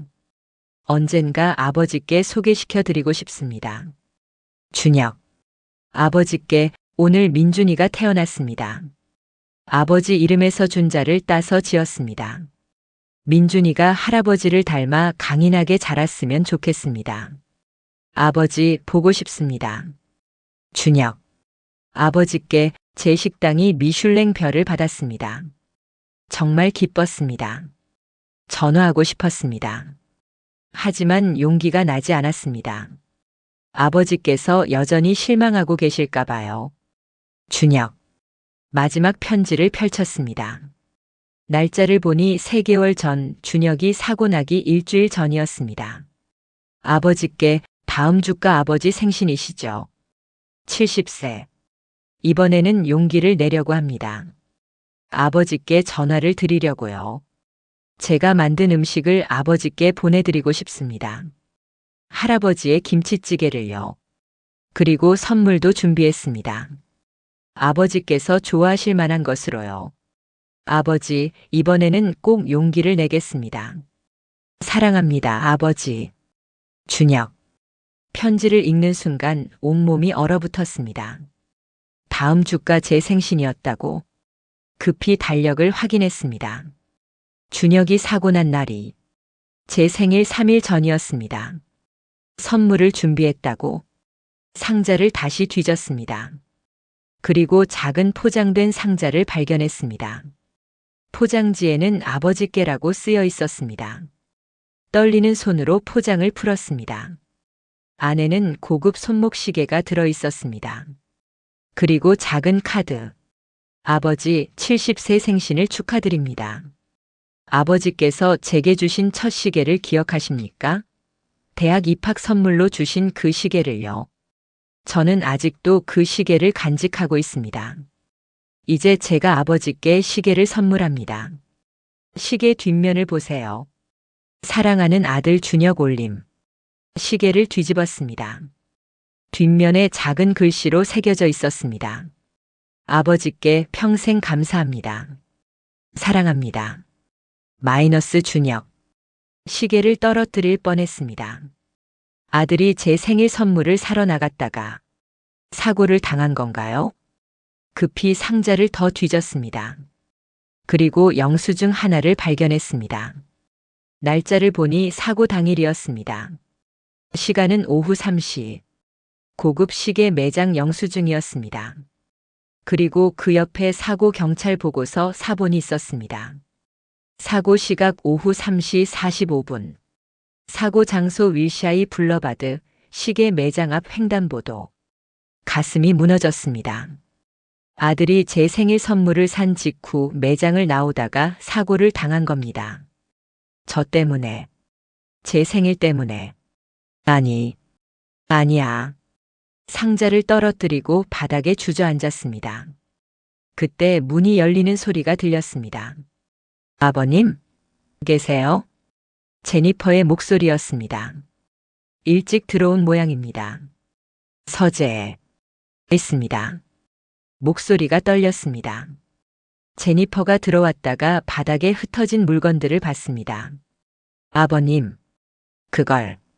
제니퍼 씨, 이게 무슨 뜻입니까? 시계를 들어 보였습니다. 준혁이가 제 생일 선물을 사러 갔다가 제니퍼의 얼굴이 굳어졌습니다. 네, 그날 준혁 씨가 정말 기뻐하셨어요. 드디어 아버님께 연락할 용기가 났다고. 그녀가 바닥에 무릎을 꿇고 앉았습니다. 시계를 사고 나와서 저한테 전화하셨어요. 정말 행복한 목소리로. 여보, 드디어 아버지께 연락할 거야. 오늘 저녁에 전화할 거야 라고. 그런데 횡단보도를 건너다가 음주운전자가. 제니퍼의 목소리가 떨렸습니다. 현장에서 바로 의식을 잃으셨어요. 그리고 2달 후에 제 생일이 제 생일 때문에 아니에요, 아버님. 제니퍼가 제 손을 잡았습니다. 준혁 씨는 행복했어요. 그날이 가장 행복한 날이었을 거예요. 드디어 아버님과 화해할 수 있다는 희망이 있었으니까요. 하지만 결국 저는 아들이 죽는 것도 몰랐습니다. 생일도 선물도. 그때 상자에서 또 다른 봉투를 발견했습니다. 두꺼운 봉투였습니다. 열어보니 서류들이 들어 있었습니다. 병원 기록지였습니다. 이건 날짜를 보니 20년 전이었습니다. 박동철님의 위암 3기 진단. 숨이 멎었습니다. 제가 암에 걸렸었다고요? 20년 전 제가 암 진단을 받았다는 기록이었습니다. 하지만 저는 그런 기억이 없었습니다. 아니, 정확히는 기억을 지웠습니다. 그때가 준혁이 요리를 하겠다고 했던 바로 그때였습니다. 기억이 떠올랐습니다. 건강검진에서 암이 발견됐습니다. 의사는 수술이 필요하다고 했습니다. 회사도 잠시 쉬어야 한다고 했습니다. 하지만 저는 아무에게도 말하지 않았습니다. 특히 준혁에게는 절대 말하지 않았습니다. 아들이 회사를 물려받아야 했으니까요. 제가 아프다는 걸 알면 아들이 꿈을 포기하고 회사에 들어올 거라고 생각했습니다. 그래서 더 강하게 밀어붙였습니다. 요리 같은 건 하지 마라. 회사를 이어받아야 한다. 사실은 내가 얼마 못 살 수도 있으니 내가 회사를 맡아야 한다는 뜻이었습니다. 하지만 아들은 몰랐을 겁니다. 그런데 준혁이가 이걸 어떻게 해? 서류를 더 봤습니다. 그리고 메모를 발견했습니다. 준혁의 필체였습니다. 병원에서 아버지 차트를 우연히 봤습니다. 아버지께서 암 진단을 받으셨다는 것을, 그리고 저 때문에 수술을 미루고 계시다는 것을. 아버지, 저는 알고 있었습니다. 아버지께서 왜 그렇게 강하게 회사를 물려주려 하셨는지. 아버지의 시간이 얼마 남지 않았다고 생각하셨기 때문이죠. 하지만 저는 떠났습니다. 아버지를 혼자 두고 떠났습니다. 평생 후회하며 살고 있습니다. 아버지, 미안합니다. 제발 건강하세요. 제가 없어도 제발 오래오래 사세요. 눈물이 쏟아졌습니다. 아들이 알고 있었다니. 제가 아파서 제 시간이 얼마 없을지도 모른다고 생각해서 강요했다는 것을. 그런데도 떠난 아들이 평생 죄책감을 안고 살았다니. 준혁이, 내가 미안하다. 제니퍼가 조용히 말했습니다. 준혁 씨가 말씀하셨어요. 아버님을 원망한 적이 없다고. 아버님도 아프셨는데 혼자 견디셨다고. 그게 얼마나 힘들었을지 안다고. 저는 결국 완치됐습니다. 수술도 잘 됐고 지금까지 재발도 없었습니다. 서류를 떨리는 손으로 내려놓았습니다. 하지만 준혁이는 그 사실을 몰랐겠죠. 제가 건강해졌다는 것을, 제가 살았다는 것을. 준혁 씨는 매년 한국신문을 찾아봤어요. 제니퍼가 말했습니다. 아버님 기사를 찾아서 아버님이 건강하게 활동하시는 걸 확인하셨어요.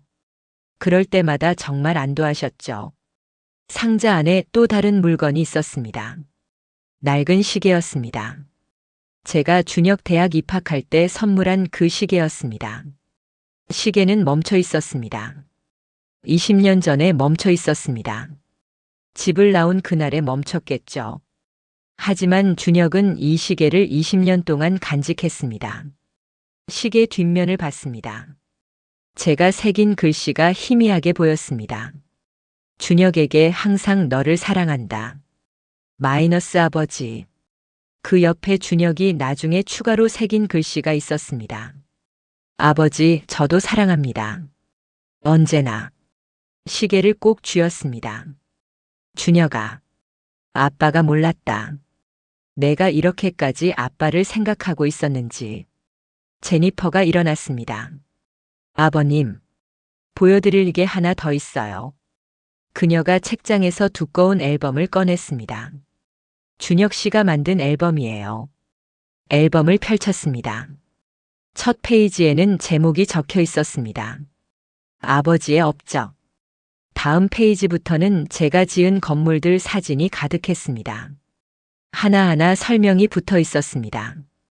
아버지께서 32세에 설계하신 첫 아파트. 아버지께서 고생 끝에 완공하신 오피스 빌딩. 아버지께서 대상 받으신 문화센터. 모든 페이지마다 준혁의 필체로 설명이 적혀 있었습니다. 그리고 마지막 페이지. 제 사진이 붙어 있었습니다. 시상식에서 상을 받는 사진이었습니다. 그 아래 준혁이 쓴 글이 있었습니다. 나의 영웅, 나의 아버지. 아버지께서 이루신 모든 것들이 자랑스럽습니다. 저도 아버지처럼 제 방식으로 최선을 다하겠습니다. 아버지 사랑합니다. 언젠가 아버지께 이 앨범을 보여드리고 싶습니다. 앨범을 덮었습니다. 더 이상 볼 수 없었습니다. 제니퍼 씨, 목이 메었습니다. 왜 저는 이렇게 서툴렀을까요? 왜 아들에게 제 마음을 제대로 말하지 못했을까요? 아버님, 제니퍼가 제 어깨에 손을 올렸습니다. 준혁 씨는 알고 계셨어요. 아버님이 당신을 사랑하신다는 것을. 그래서 평생 아버님을 기다렸던 거예요. 하지만 결국 저는 아들이 살아있을 때 화해하지 못했습니다. 그래도 아직 늦지 않았어요. 늦지 않았다고요? 민준이가 있잖아요. 준혁 씨가 남긴 모든 것이 있잖아요. 제니퍼가 미소를 지었습니다. 이제라도 아버님이 계시면 그게 준혁 씨가 원했던 거예요. 그날 저녁 민준이가 학교에서 돌아왔습니다. 할아버지, 오늘 학교에서 밝게 웃으며 달려오는 손자를 보니 눈물이 났습니다. 준혁의 모습이 겹쳐 보였습니다. 민준이를 꼭 안았습니다. 할아버지, 왜 그러세요? 아니다. 그냥 민준이가 너무 기특해서. 준혁아, 내 아들을 잘 키우겠다. 내가 못다 한 삶을, 내가 이루고 싶었던 모든 것을 아빠가 함께 이뤄가마. 약속한다. 일주일이 더 지났습니다. 동철은 매일 아침 민준이를 학교에 데려다주고 오후에는 식당에서 제니퍼를 도왔습니다. 설거지를 하고 청소를 하고 때로는 간단한 재료 손질도 배웠습니다. 70평생 처음 하는 일들이었지만 행복했습니다. 그날도 마찬가지였습니다. 민준이를 학교에 데려다주고 식당으로 돌아오니 제니퍼가 주방에서 뭔가를 보고 있었습니다. 서류 뭉치였습니다. 표정이 좋지 않았습니다. 무슨 일입니까? 조심스럽게 물었습니다. 제니퍼가 고개를 들었습니다. 눈가가 붉었습니다. 아버님, 앉으세요. 불길한 예감이 들었습니다. 테이블에 마주 앉았습니다. 이게 뭔가요? 서류를 가리키며 물었습니다. 제니퍼가 한숨을 쉬었습니다. 식당 관련 서류들이에요. 그리고 빚 독촉장이요. 빚이요? 네. 준혁 씨가 식당을 오픈할 때 대출을 받으셨어요. 제니퍼의 목소리가 떨렸습니다. 그리고 미슐랭 별을 받고 나서 식당을 확장하려고 추가 대출을 받으셨는데 사고가 나신 거군요. 고개를 끄덕였습니다. 네. 그 후로 제가 간호사 월급으로 이자를 갚아왔는데 이제 원금 상환 기한이 다가왔어요. 서류를 넘겨보니 숫자가 보였습니다. 15만 달러. 한국 돈으로 약 2억 원에 가까운 금액이었습니다. 다음 달까지 갚지 못하면 식당이 압류됩니다. 제니퍼가 눈물을 닦았습니다. 준혁 씨가 평생 일군 이 식당을 잃게 될 것 같아요. 가슴이 철렁했습니다. 아들이 목숨 걸고 지킨 꿈이 이렇게 사라질 수는 없습니다. 제니퍼 씨, 단호하게 말했습니다. 제가 해결하겠습니다. 네, 제가 돈을 드리겠습니다. 빚을 갚고 식당도 지키고 아버님, 그럴 수 없어요. 제니퍼가 손을 저었습니다. 너무 큰 돈이에요. 그리고 이건 저희 문제예요. 아닙니다. 준혁이 제 아들이고 민준이 제 손자입니다. 당연히 제가 도와야죠. 아버님, 한국에 있는 제 재산을 정리하면 됩니다. 얼마든지 가능합니다. 사실이었습니다. 동철에게는 아직 상당한 재산이 있었습니다. 회사 주식, 부동산 예금. 15만 달러는 큰 돈이 아니었습니다. 하지만 제니퍼의 표정은 더욱 굳어졌습니다. 아버님, 저는 그렇게 하고 싶지 않아요. 왜요? 가족인데. 바로 그래서예요. 제니퍼가 일어섰습니다. 준혁 씨가 그렇게 떠났잖아요. 무슨? 아버님께서 모든 걸 돈으로 해결하려 하셨잖아요. 이 회사를 물려받으면 부자가 된다. 요리는 돈이 안 된다. 그런 식으로. 제니퍼의 목소리가 높아졌습니다. 준혁 씨는 돈이 필요해서 식당을 연 게 아니에요. 사람들을 행복하게 하고 싶어서 요리를 시작한 거예요. 아버님의 인정을 받고 싶어서 최선을 다한 거예요. 저는 도와드리려는 겁니다. 돈으로요? 또 돈으로 해결하시려고요? 제니퍼의 눈에서 눈물이 흘렀습니다. 아버님, 준혁 씨가 원했던 건 돈이 아니었어요. 아버님의 사랑이었어요. 아버님의 인정이었어요. 잘했다, 준혁아라는 한마디였어요. 가슴에 비수가 꽂히는 것 같았습니다. 그런데 이제 와서 돈을 주시면 그게 무슨 의미가 있나요? 하지만 식당을 지켜야. 식당은 제가 지킬게요. 제니퍼가 서류를 집어들었습니다. 어떻게든 방법을 찾을게요. 준혁 씨의 꿈을 제 힘으로 지킬 거예요. 제니퍼 씨, 진정하세요. 제가 돕고 싶은 겁니다. 진심으로. 알아요. 제니퍼가 고개를 숙였습니다. 아버님의 마음은 알아요. 하지만 죄송해요. 저는 이런 식으로는 받을 수 없어요. 그녀가 주방으로 들어가 버렸습니다. 혼자 남았습니다. 테이블에 남겨진 서류들을 바라봤습니다.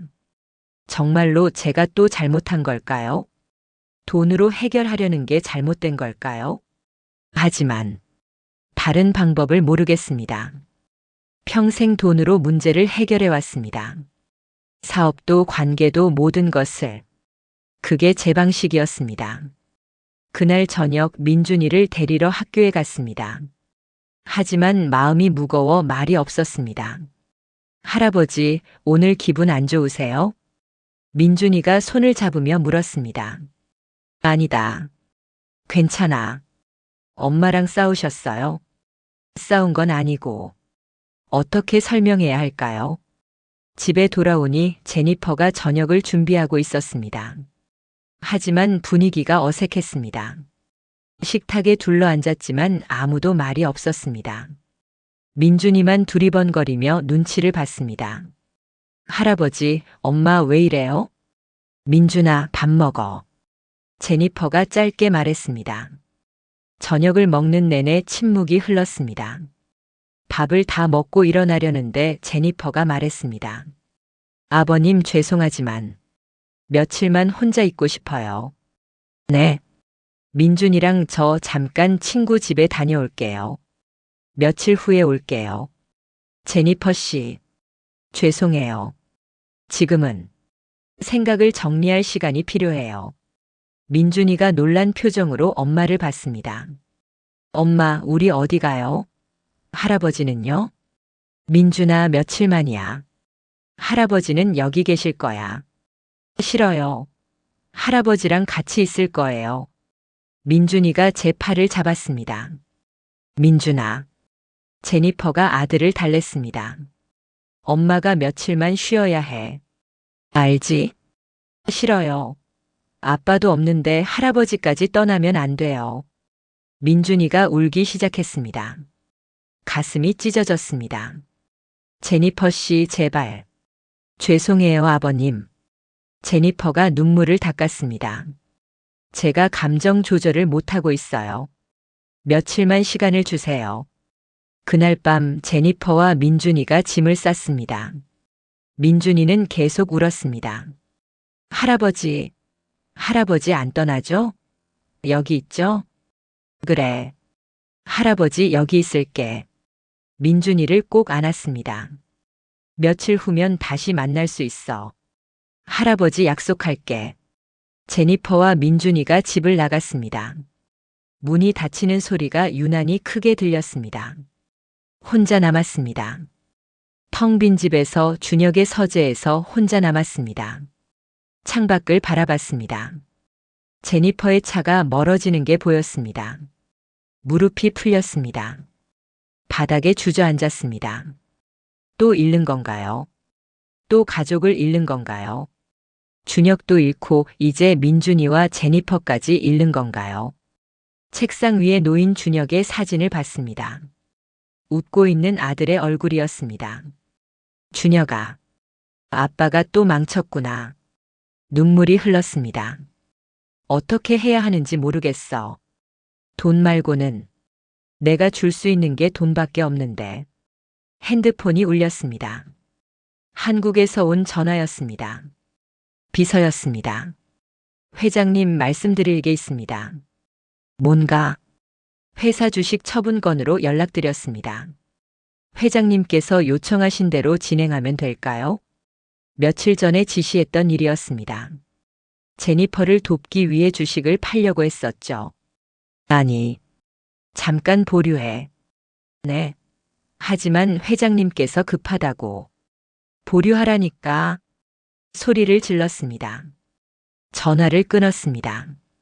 그리고 바닥에 그대로 누워버렸습니다. 천장을 바라봤습니다. 평생 이렇게 무력하게 느껴본 적이 없었습니다. 회사를 일굴 때도 큰 프로젝트를 할 때도 위기를 극복할 때도 항상 방법이 있었습니다. 돈이 있었고 권력이 있었고 해결책이 있었습니다. 하지만 지금은 아무것도 없었습니다. 돈도 소용없고 권력도 의미 없고 제가 알던 모든 방법이 통하지 않았습니다. 한참을 그렇게 누워 있었습니다. 밤이 깊어갔습니다. 민준이 방에서 불빛이 새어나왔습니다.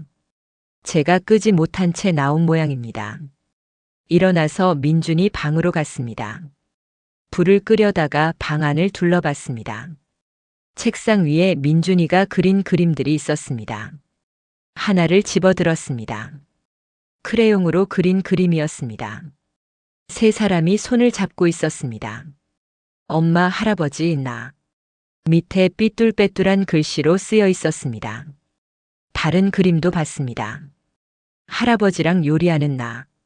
할아버지랑 학교 가는 나. 할아버지랑 아빠 무덤 가는 나. 모든 그림에 제가 있었습니다. 민준이의 세계에 제가 들어와 있었습니다. 그림을 가슴에 안고 다시 눈물이 났습니다. 민준아, 할아버지가 미안하다. 책상 서랍을 열었습니다. 그 안에 작은 공책이 있었습니다. 일기장이었습니다. 펼쳐봤습니다. 오늘 할아버지가 학교에 데려다 줬다. 친구들이 할아버지 멋있다고 했다. 기분이 좋았다. 오늘 할아버지랑 아빠 식당에 갔다. 할아버지가 아빠 이야기 해줬다. 아빠가 보고 싶다.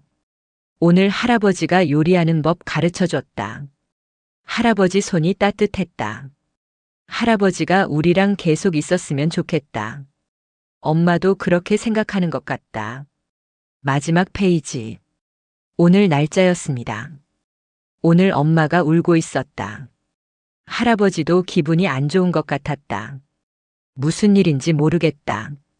할아버지가 떠나면 안 되는데. 아빠처럼 떠나면 안 되는데. 제발.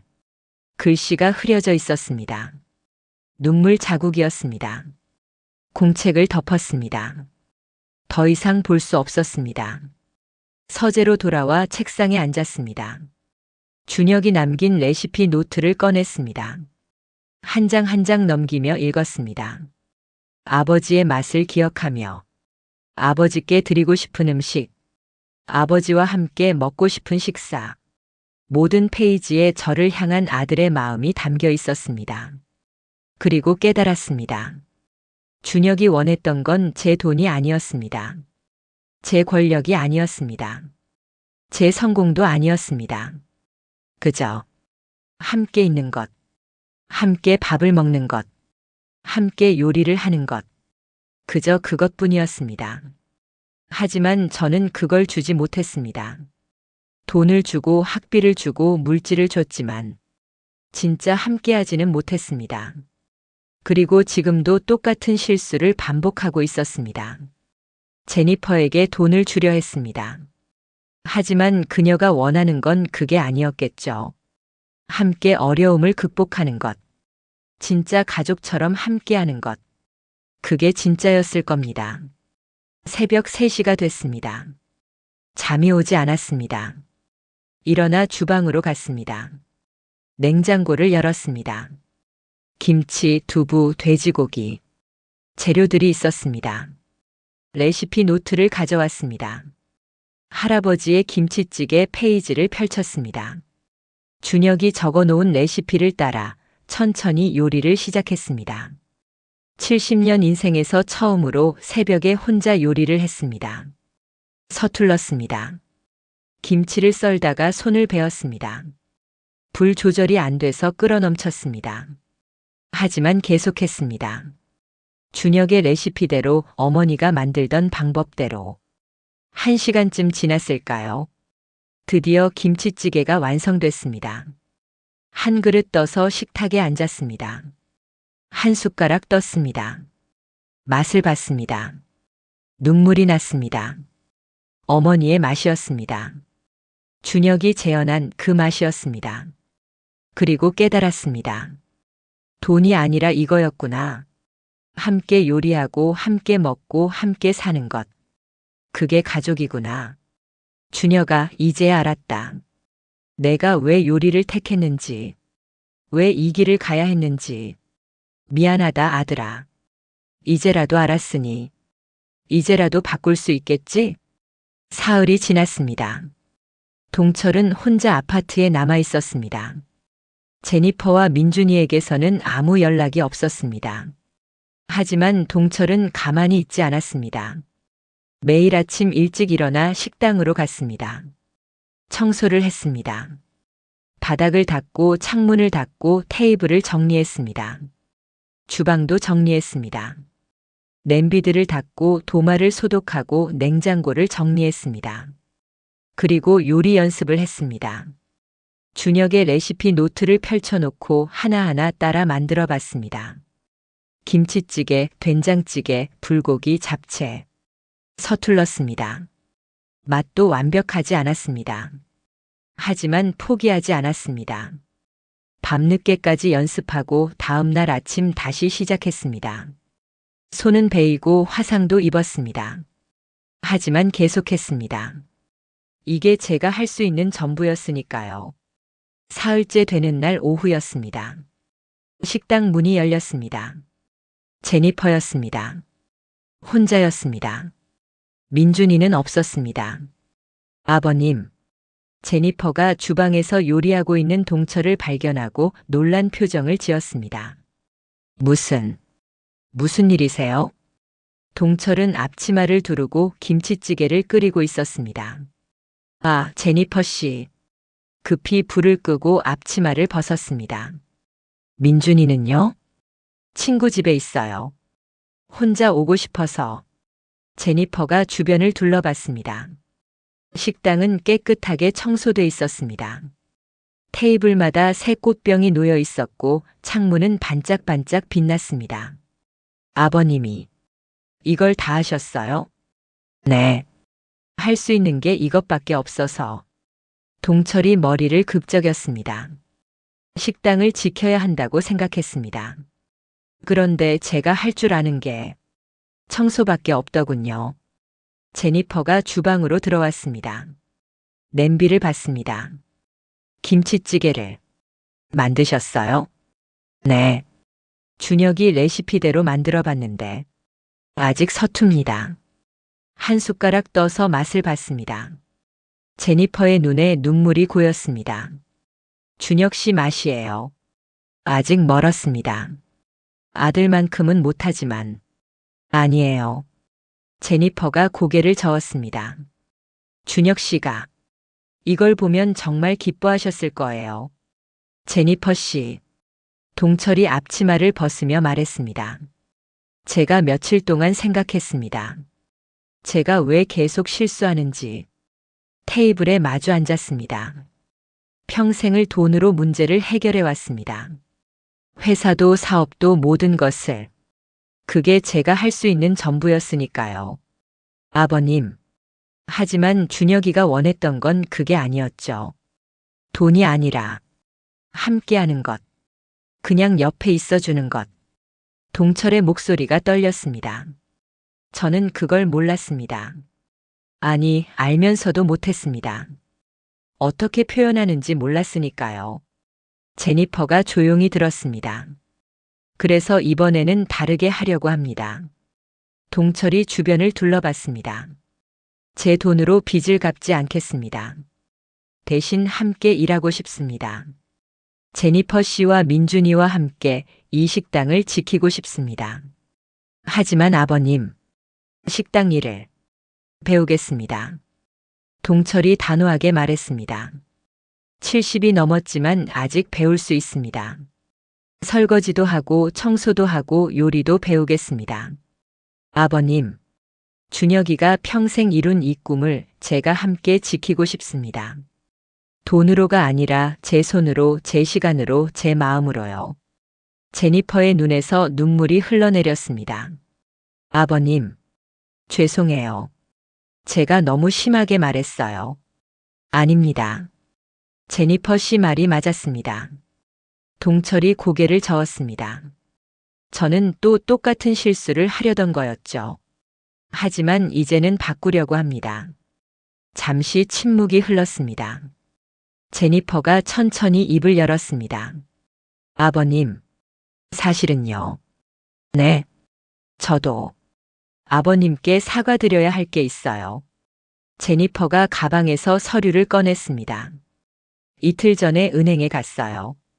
대출 연장을 상담하러요. 그래서요.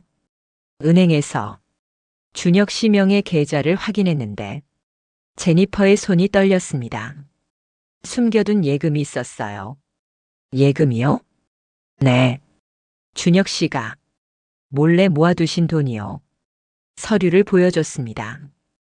금액을 보는 순간 동철의 숨이 멎었습니다. 10만 달러. 이게 통장 내역을 보니 매달 조금씩 저축하신 거예요. 식당 수익에서요. 제니퍼가 눈물을 닦았습니다. 그리고 통장 메모에 적혀 있었어요. 아버지 병원비라고. 병원비요? 네. 준혁 씨가 아버님께서 암 진단 받으신 걸 알고 계셨잖아요. 그래서 만약을 위해 돈을 모으신 거예요. 동철의 눈에서 눈물이 쏟아졌습니다. 하지만 제가 완치됐는데 아버님께서 건강하시다는 걸 알고도 계속 모으셨어요. 혹시 재발하시면이라는 메모와 함께요. 준혁이. 그리고 마지막 메모가 있었어요. 제니퍼가 통장을 펼쳤습니다. 준혁의 필체로 쓰여 있었습니다. 아버지께서 편찮으시면 이 돈으로 최고의 병원에 모시자. 그리고 아버지 곁에서 내가 간호하자. 그때는 아버지께서 날 용서해 주실까? 더 이상 참을 수 없었습니다. 동철은 테이블에 얼굴을 묻고 울었습니다. 아들아, 아빠가 미안하다. 아들이 마지막까지 저를 걱정했다니. 제 병을 걱정하며 돈을 모았다니. 그 돈으로 저를 간호하고 싶었다니. 제니퍼 씨, 얼굴을 들었습니다. 이 돈으로 빚을 갚으시겠습니까? 제니퍼가 고개를 저었습니다. 아니요. 이 돈은 준혁 씨가 아버님을 위해 모은 거예요. 그대로 두고 싶어요. 하지만 식당이 아버님 말씀대로 해요. 제니퍼가 미소를 지었습니다. 함께 일해요. 아버님이 여기서 일하시면서 조금씩 식당을 일으켜 세워요. 그게 준혁 씨가 원했던 거예요. 정말 괜찮겠습니까? 네. 그리고 솔직히 말하면 제니퍼가 주방을 바라봤습니다. 혼자서는 식당을 다시 열 엄두가 안 났어요. 너무 힘들고 외롭고. 하지만 아버님이 계시면 할 수 있을 것 같아요. 고맙습니다. 아니에요. 저야말로 고마워요. 준혁 씨의 아버지가 민준이의 할아버지가 함께 해주신다니. 그때 식당 문이 벌컥 열렸습니다. 할아버지, 민준이었습니다. 뛰어와 동철의 품에 안겼습니다. 할아버지, 보고 싶었어요. 민준아. 할아버지도 보고 싶었어. 민준이를 꼭 안았습니다. 할아버지 안 가죠? 우리랑 계속 있죠? 그래. 할아버지 여기 있을게. 계속. 정말요? 정말이야. 약속한다. 민준이가 환하게 웃었습니다. 할아버지, 제가 오는 길에 이거 봤어요. 민준이가 가방에서 종이를 꺼냈습니다. 전단지였습니다. LA 한인 음식 축제 참가 식당 모집. 이거 우리도 할 수 있어요. 아빠 식당 다시 열고 여기 나가요. 동철과 제니퍼가 전단지를 함께 봤습니다. 축제가 언제죠? 다음 달이요. 시간이 좀 있어요. 제니퍼가 말했습니다. 준비할 수 있을까요? 해봅시다. 동철이 단호하게 말했습니다. 함께라면 할 수 있습니다. 그날부터 세 사람은 매일 식당에 모였습니다. 동철은 매일 새벽 5시에 일어나 식당으로 갔습니다. 제니퍼가 주방에서 요리를 가르쳐 줬습니다. 아버님, 김치는 이렇게 썰어야 해요. 불은 중불로 유지하세요. 이 양념이 핵심이에요. 준혁 씨가 직접 만든 레시피예요. 동철은 열심히 배웠습니다. 손을 베이고 화상을 입고 실수를 거듭했지만 포기하지 않았습니다. 민준이도 학교 끝나면 식당으로 달려왔습니다. 할아버지, 오늘은 제가 도와줄게요. 손자와 함께 재료를 손질하고 설거지를 하고 청소를 했습니다. 평생 해본 적 없는 일들이었지만 행복했습니다. 일주일이 지났습니다. 동철의 요리 실력이 조금씩 늘었습니다. 아버님, 오늘 김치찌개 정말 맛있어요. 제니퍼가 엄지를 치켜 세웠습니다. 정말요? 네. 준혁 씨 맛이 나요. 민준이도 한 숟가락 떠먹고 웃었습니다. 할아버지 요리 맛있어요. 아빠 맛이에요. 가슴이 뜨거워졌습니다. 준혁이 옆에서 보고 있는 것 같았습니다. 2주가 지났습니다. 메뉴를 정했습니다. 할아버지의 김치찌개, 아버지의 불고기, 할머니의 된장찌개. 준혁이 만들었던 바로 그 메뉴들이었습니다. 아버님이 직접 만드시는 거예요. 제니퍼가 말했습니다. 네, 제가 만들겠습니다. 준혁이가 만들던 그 맛으로요. 연습하고 또 연습했습니다. 새벽부터 밤까지 쉬지 않고 요리했습니다. 3주가 지났습니다. 식당을 다시 열기로 했습니다. 축제 일주일 전에 시범 운영을 하기로 한 것입니다. 손님들이 올까요? 제니퍼가 걱정했습니다. 올 겁니다. 동철이 확신에 찬 목소리로 말했습니다. 준혁이가 만든 맛이니까요. 오픈 날이 왔습니다. 아침 일찍부터 준비했습니다. 문을 열자 사람들이 들어오기 시작했습니다. 여기 다시 열었네. 준혁 씨 식당 맞죠? 어머, 그런데 주방에 누가 계세요? 손님들이 궁금한 표정으로 주방을 봤습니다. 동철이 앞치마를 두르고 요리하고 있었습니다. 안녕하세요.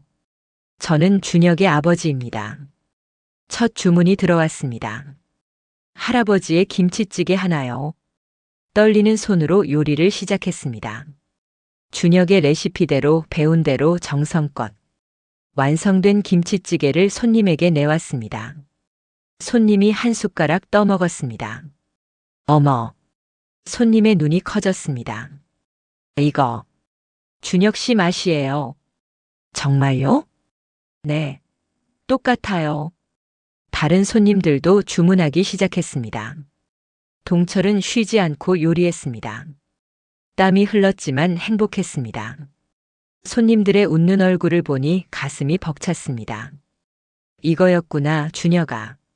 내가 느꼈던 행복이 이거였구나. 저녁이 됐습니다.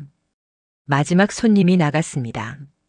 세 사람은 탈진한 채 테이블에 앉았습니다. 아버님 정말 대단하세요.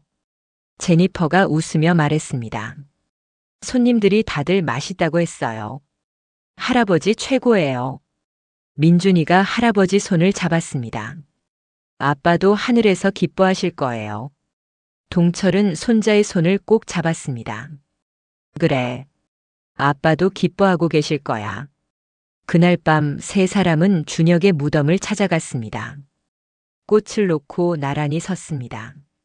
준혁아. 동철이 무덤을 향해 말했습니다. 아빠가 드디어 알았어. 내가 왜 이 길을 택했는지, 내가 무엇을 사랑했는지, 그리고 미안하다. 너무 늦게 깨달아서. 민준이가 말했습니다. 아빠, 우리 식당 다시 열었어요. 할아버지랑 엄마랑 제가 같이요. 제니퍼가 덧붙였습니다. 당신이 사랑했던 그 맛, 우리가 이어갈게요. 바람이 불어왔습니다. 따뜻한 바람이었습니다. 마치 준혁이 대답하는 것 같았습니다. 고마워요, 아빠. 고마워요, 여보. 고마워요, 민준아. 세 사람은 손을 잡았습니다.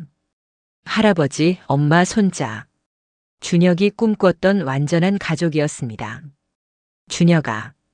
동철이 마지막으로 말했습니다. 아빠가 약속한다. 내 꿈을, 내 식당을, 내 가족을 잘 지키겠다. 이번에는 돈으로가 아니라 진짜 사랑으로. 그리고 사랑한다. 정말 사랑한다, 아들아. 별이 반짝였습니다. 준혁이 있는 곳에서 빛나고 있었습니다. LA 한인 음식 축제 당일이 밝았습니다. 새벽 4시 동철은 일어나 준비를 시작했습니다. 거울을 보니 70년을 살아온 주름진 얼굴이 보였습니다. 하지만 눈빛만은 달랐습니다. 예전처럼 공허하지 않았습니다. 아버님 준비됐어요? 제니퍼가 문을 두드렸습니다. 네, 지금 나갑니다. 식당에 도착하니 민준이가 이미 와 있었습니다. 할아버지, 오늘 대박 날 거예요. 그래, 대박 나자. 손자의 머리를 쓰다듬었습니다. 재료를 준비하고 장비를 챙기고 축제장으로 향했습니다. LA 다운타운 한복판에 마련된 축제장은 이미 사람들로 붐비고 있었습니다. 파더즈 하우스 부스를 설치했습니다. 간판을 걸고 테이블을 정리하고 주방 도구를 배치했습니다. 동철은 앞치마를 두르고 주방에 섰습니다. 70평생 처음으로 대중 앞에서 요리를 하는 것이었습니다. 예전 같았으면 상상도 못할 일이었습니다. 대기업 회장이 길거리에서 음식을 파는 것이라니. 하지만 지금은 달랐습니다. 자랑스러웠습니다. 아들이 사랑했던 일을 제가 이어가고 있다는 것이. 축제가 시작됐습니다. 사람들이 몰려들기 시작했습니다. 여기가 준혁 씨 식당이에요? 맞아요. 예전에 자주 먹으러 갔었는데. 근데 누가 요리하세요? 손님들이 궁금한 표정으로 부스를 들여다봤습니다. 동철이 나섰습니다. 안녕하세요. 저는 박동철입니다. 준혁의 아버지입니다. 아버님이요? 네. 오늘은 제가 직접 요리를 합니다. 아들이 만들던 그 맛으로요. 첫 주문이 들어왔습니다. 할아버지의 김치찌개 주세요. 손이 떨렸습니다. 하지만 준혁의 레시피를 떠올리며 차근차근 요리했습니다. 김치를 볶고 육수를 붓고 양념을 넣고 완성된 김치찌개를 건넸습니다.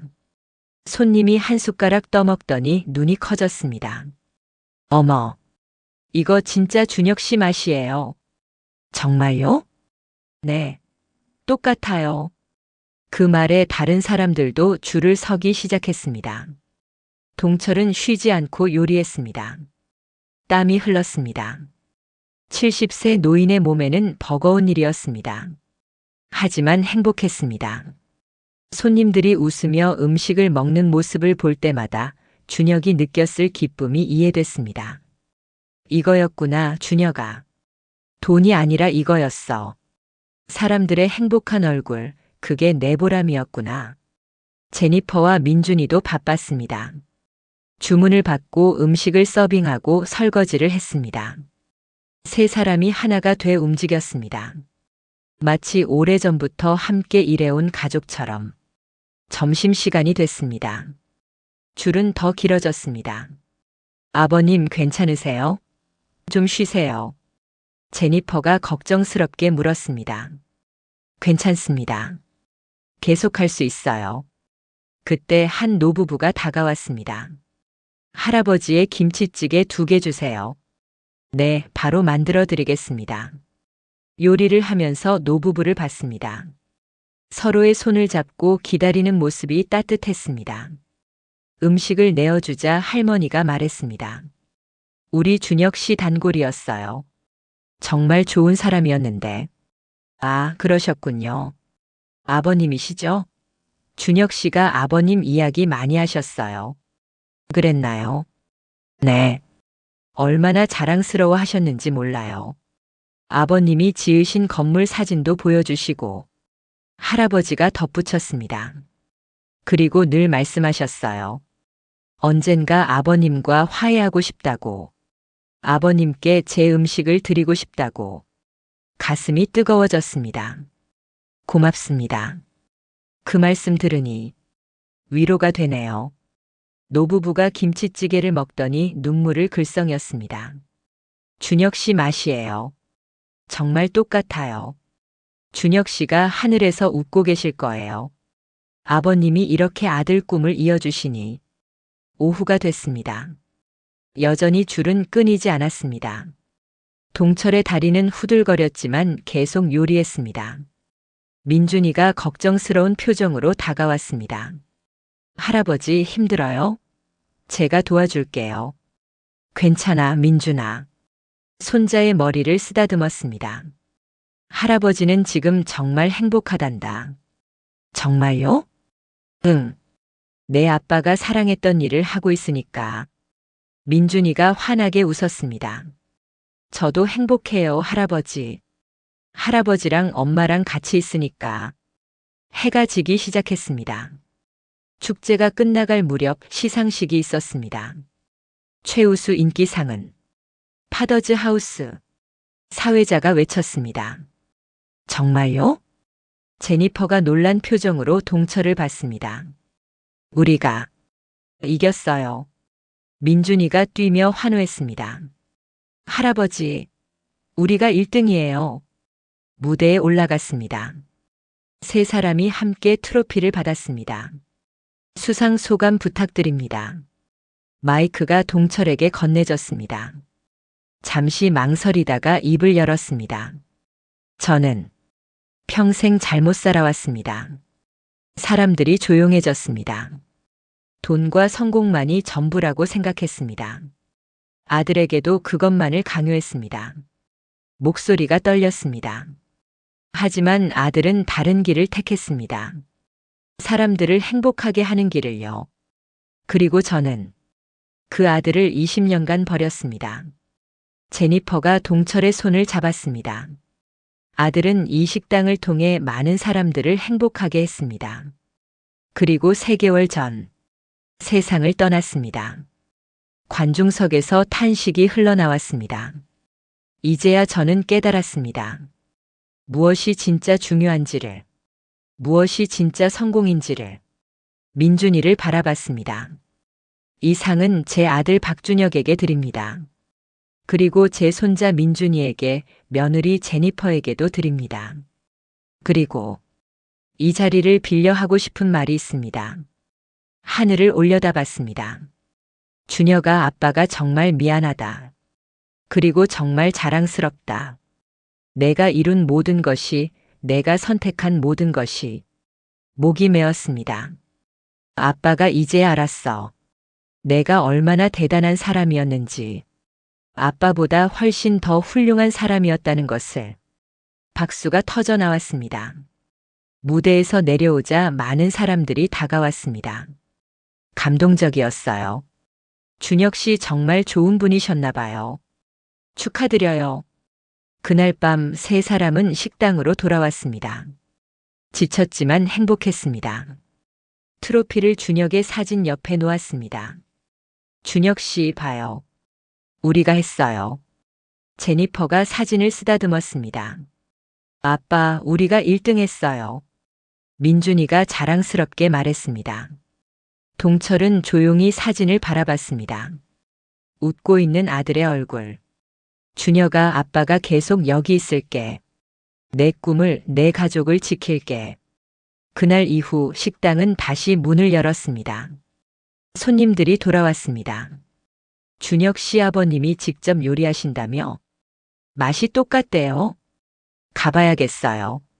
매일 아침 동철은 새벽 5시에 일어났습니다. 식당으로 가서 준비를 했습니다. 제니퍼와 함께 요리하고 민준이와 함께 손님을 맞았습니다. 힘들었습니다. 70세 노인의 몸으로 매일 주방에 서는 것은 쉽지 않았습니다. 하지만 행복했습니다. 진짜 가족이 무엇인지, 진짜 사랑이 무엇인지 알게 됐으니까요. 석 달이 지났습니다. 어느 날 저녁 장사를 마치고 세 사람이 식탁에 앉았습니다. 아버님, 제니퍼가 조심스럽게 말했습니다.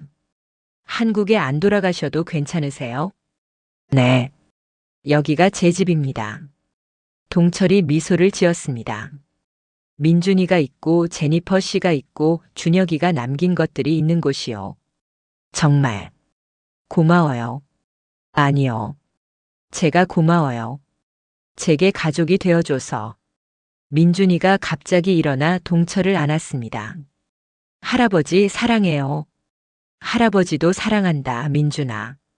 그날 밤 잠들기 전에 준혁의 서재에 앉았습니다. 책상 위에 놓인 사진을 봤습니다. 5살 준혁이를 안고 웃고 있던 제 모습. 그때는 정말 행복했었습니다. 언제부터 그 행복을 잃어버렸을까요? 서랍을 열어 편지지를 꺼냈습니다. 펜을 들었습니다. 그리고 쓰기 시작했습니다. 준혁에게 아빠가 이 편지를 쓰고 있구나. 내가 볼 수 없다는 걸 알면서도 말이야. 준혁아, 아빠가 많이 늦었지?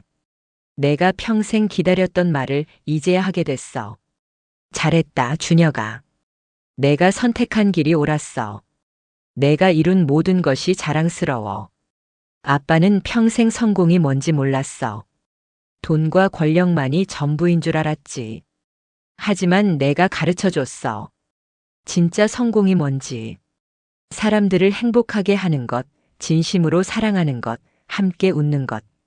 그게 진짜 성공이더구나. 아빠는 70년을 살았지만 진짜 인생을 배운 건 지난 몇 달이었어.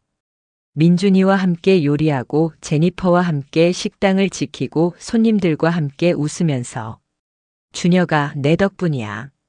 내가 남긴 꿈 덕분에, 내가 남긴 가족 덕분에 아빠가 다시 살 수 있게 됐어. 미안하다. 정말 미안하다. 내가 살아있을 때 이 말을 못해서. 내 손을 잡고 함께 요리하지 못해서. 내 꿈을 응원하지 못해서. 하지만 이제라도 알았으니 이제라도 고칠 수 있겠지? 민준이를 잘 키울게. 내가 원했던 대로 꿈을 응원하며 키울게. 식당도 잘 지킬게. 내 맛을, 내 정성을 이어갈게. 그리고 매일매일 내게 말할게. 사랑한다고. 자랑스럽다고. 고맙다고. 아빠가 배운 걸 알지? 늦었다고 생각할 때가 가장 빠른 때라는 거. 아빠는 늦었지만 민준이에게는 늦지 않았어. 내 아들에게는 제대로 된 할아버지가 되어줄게. 준혁아, 고맙다. 아빠를 아들로 낳아줘서. 아빠에게 가족을 남겨줘서. 아빠에게 진짜 인생을 가르쳐줘서. 사랑한다, 아들아. 영원히. 아버지가. 편지를 접었습니다. 내일 준혁의 무덤에 가져다 놓을 생각입니다. 창밖을 봤습니다. LA의 밤하늘에 별이 반짝이고 있었습니다. 준혁이 있는 곳. 그곳에서 아들이 웃고 있을 것 같았습니다. 아빠 고마워요. 이제야 오셔서. 늦었지만 미소가 지어졌습니다. 70년을 살았지만 진짜 행복을 느낀 건 이제였습니다. 아들을 잃었지만 손자를 얻었습니다. 성공을 버렸지만 사랑을 찾았습니다. 늦었지만 이제라도 알게 됐습니다. 무엇이 진짜 중요한지, 누가 진짜 소중한지, 어떻게 살아야 하는지, 그리고 그것만으로도 충분했습니다. 준혁아, 아빠가 드디어 집에 왔어. 내가 만들어준 이 따뜻한 집에. 고맙다 아들아. 다음 생애에 꼭 한 번만 다시 내 아들로 태어나줘. 그땐 꼭 지켜줄게.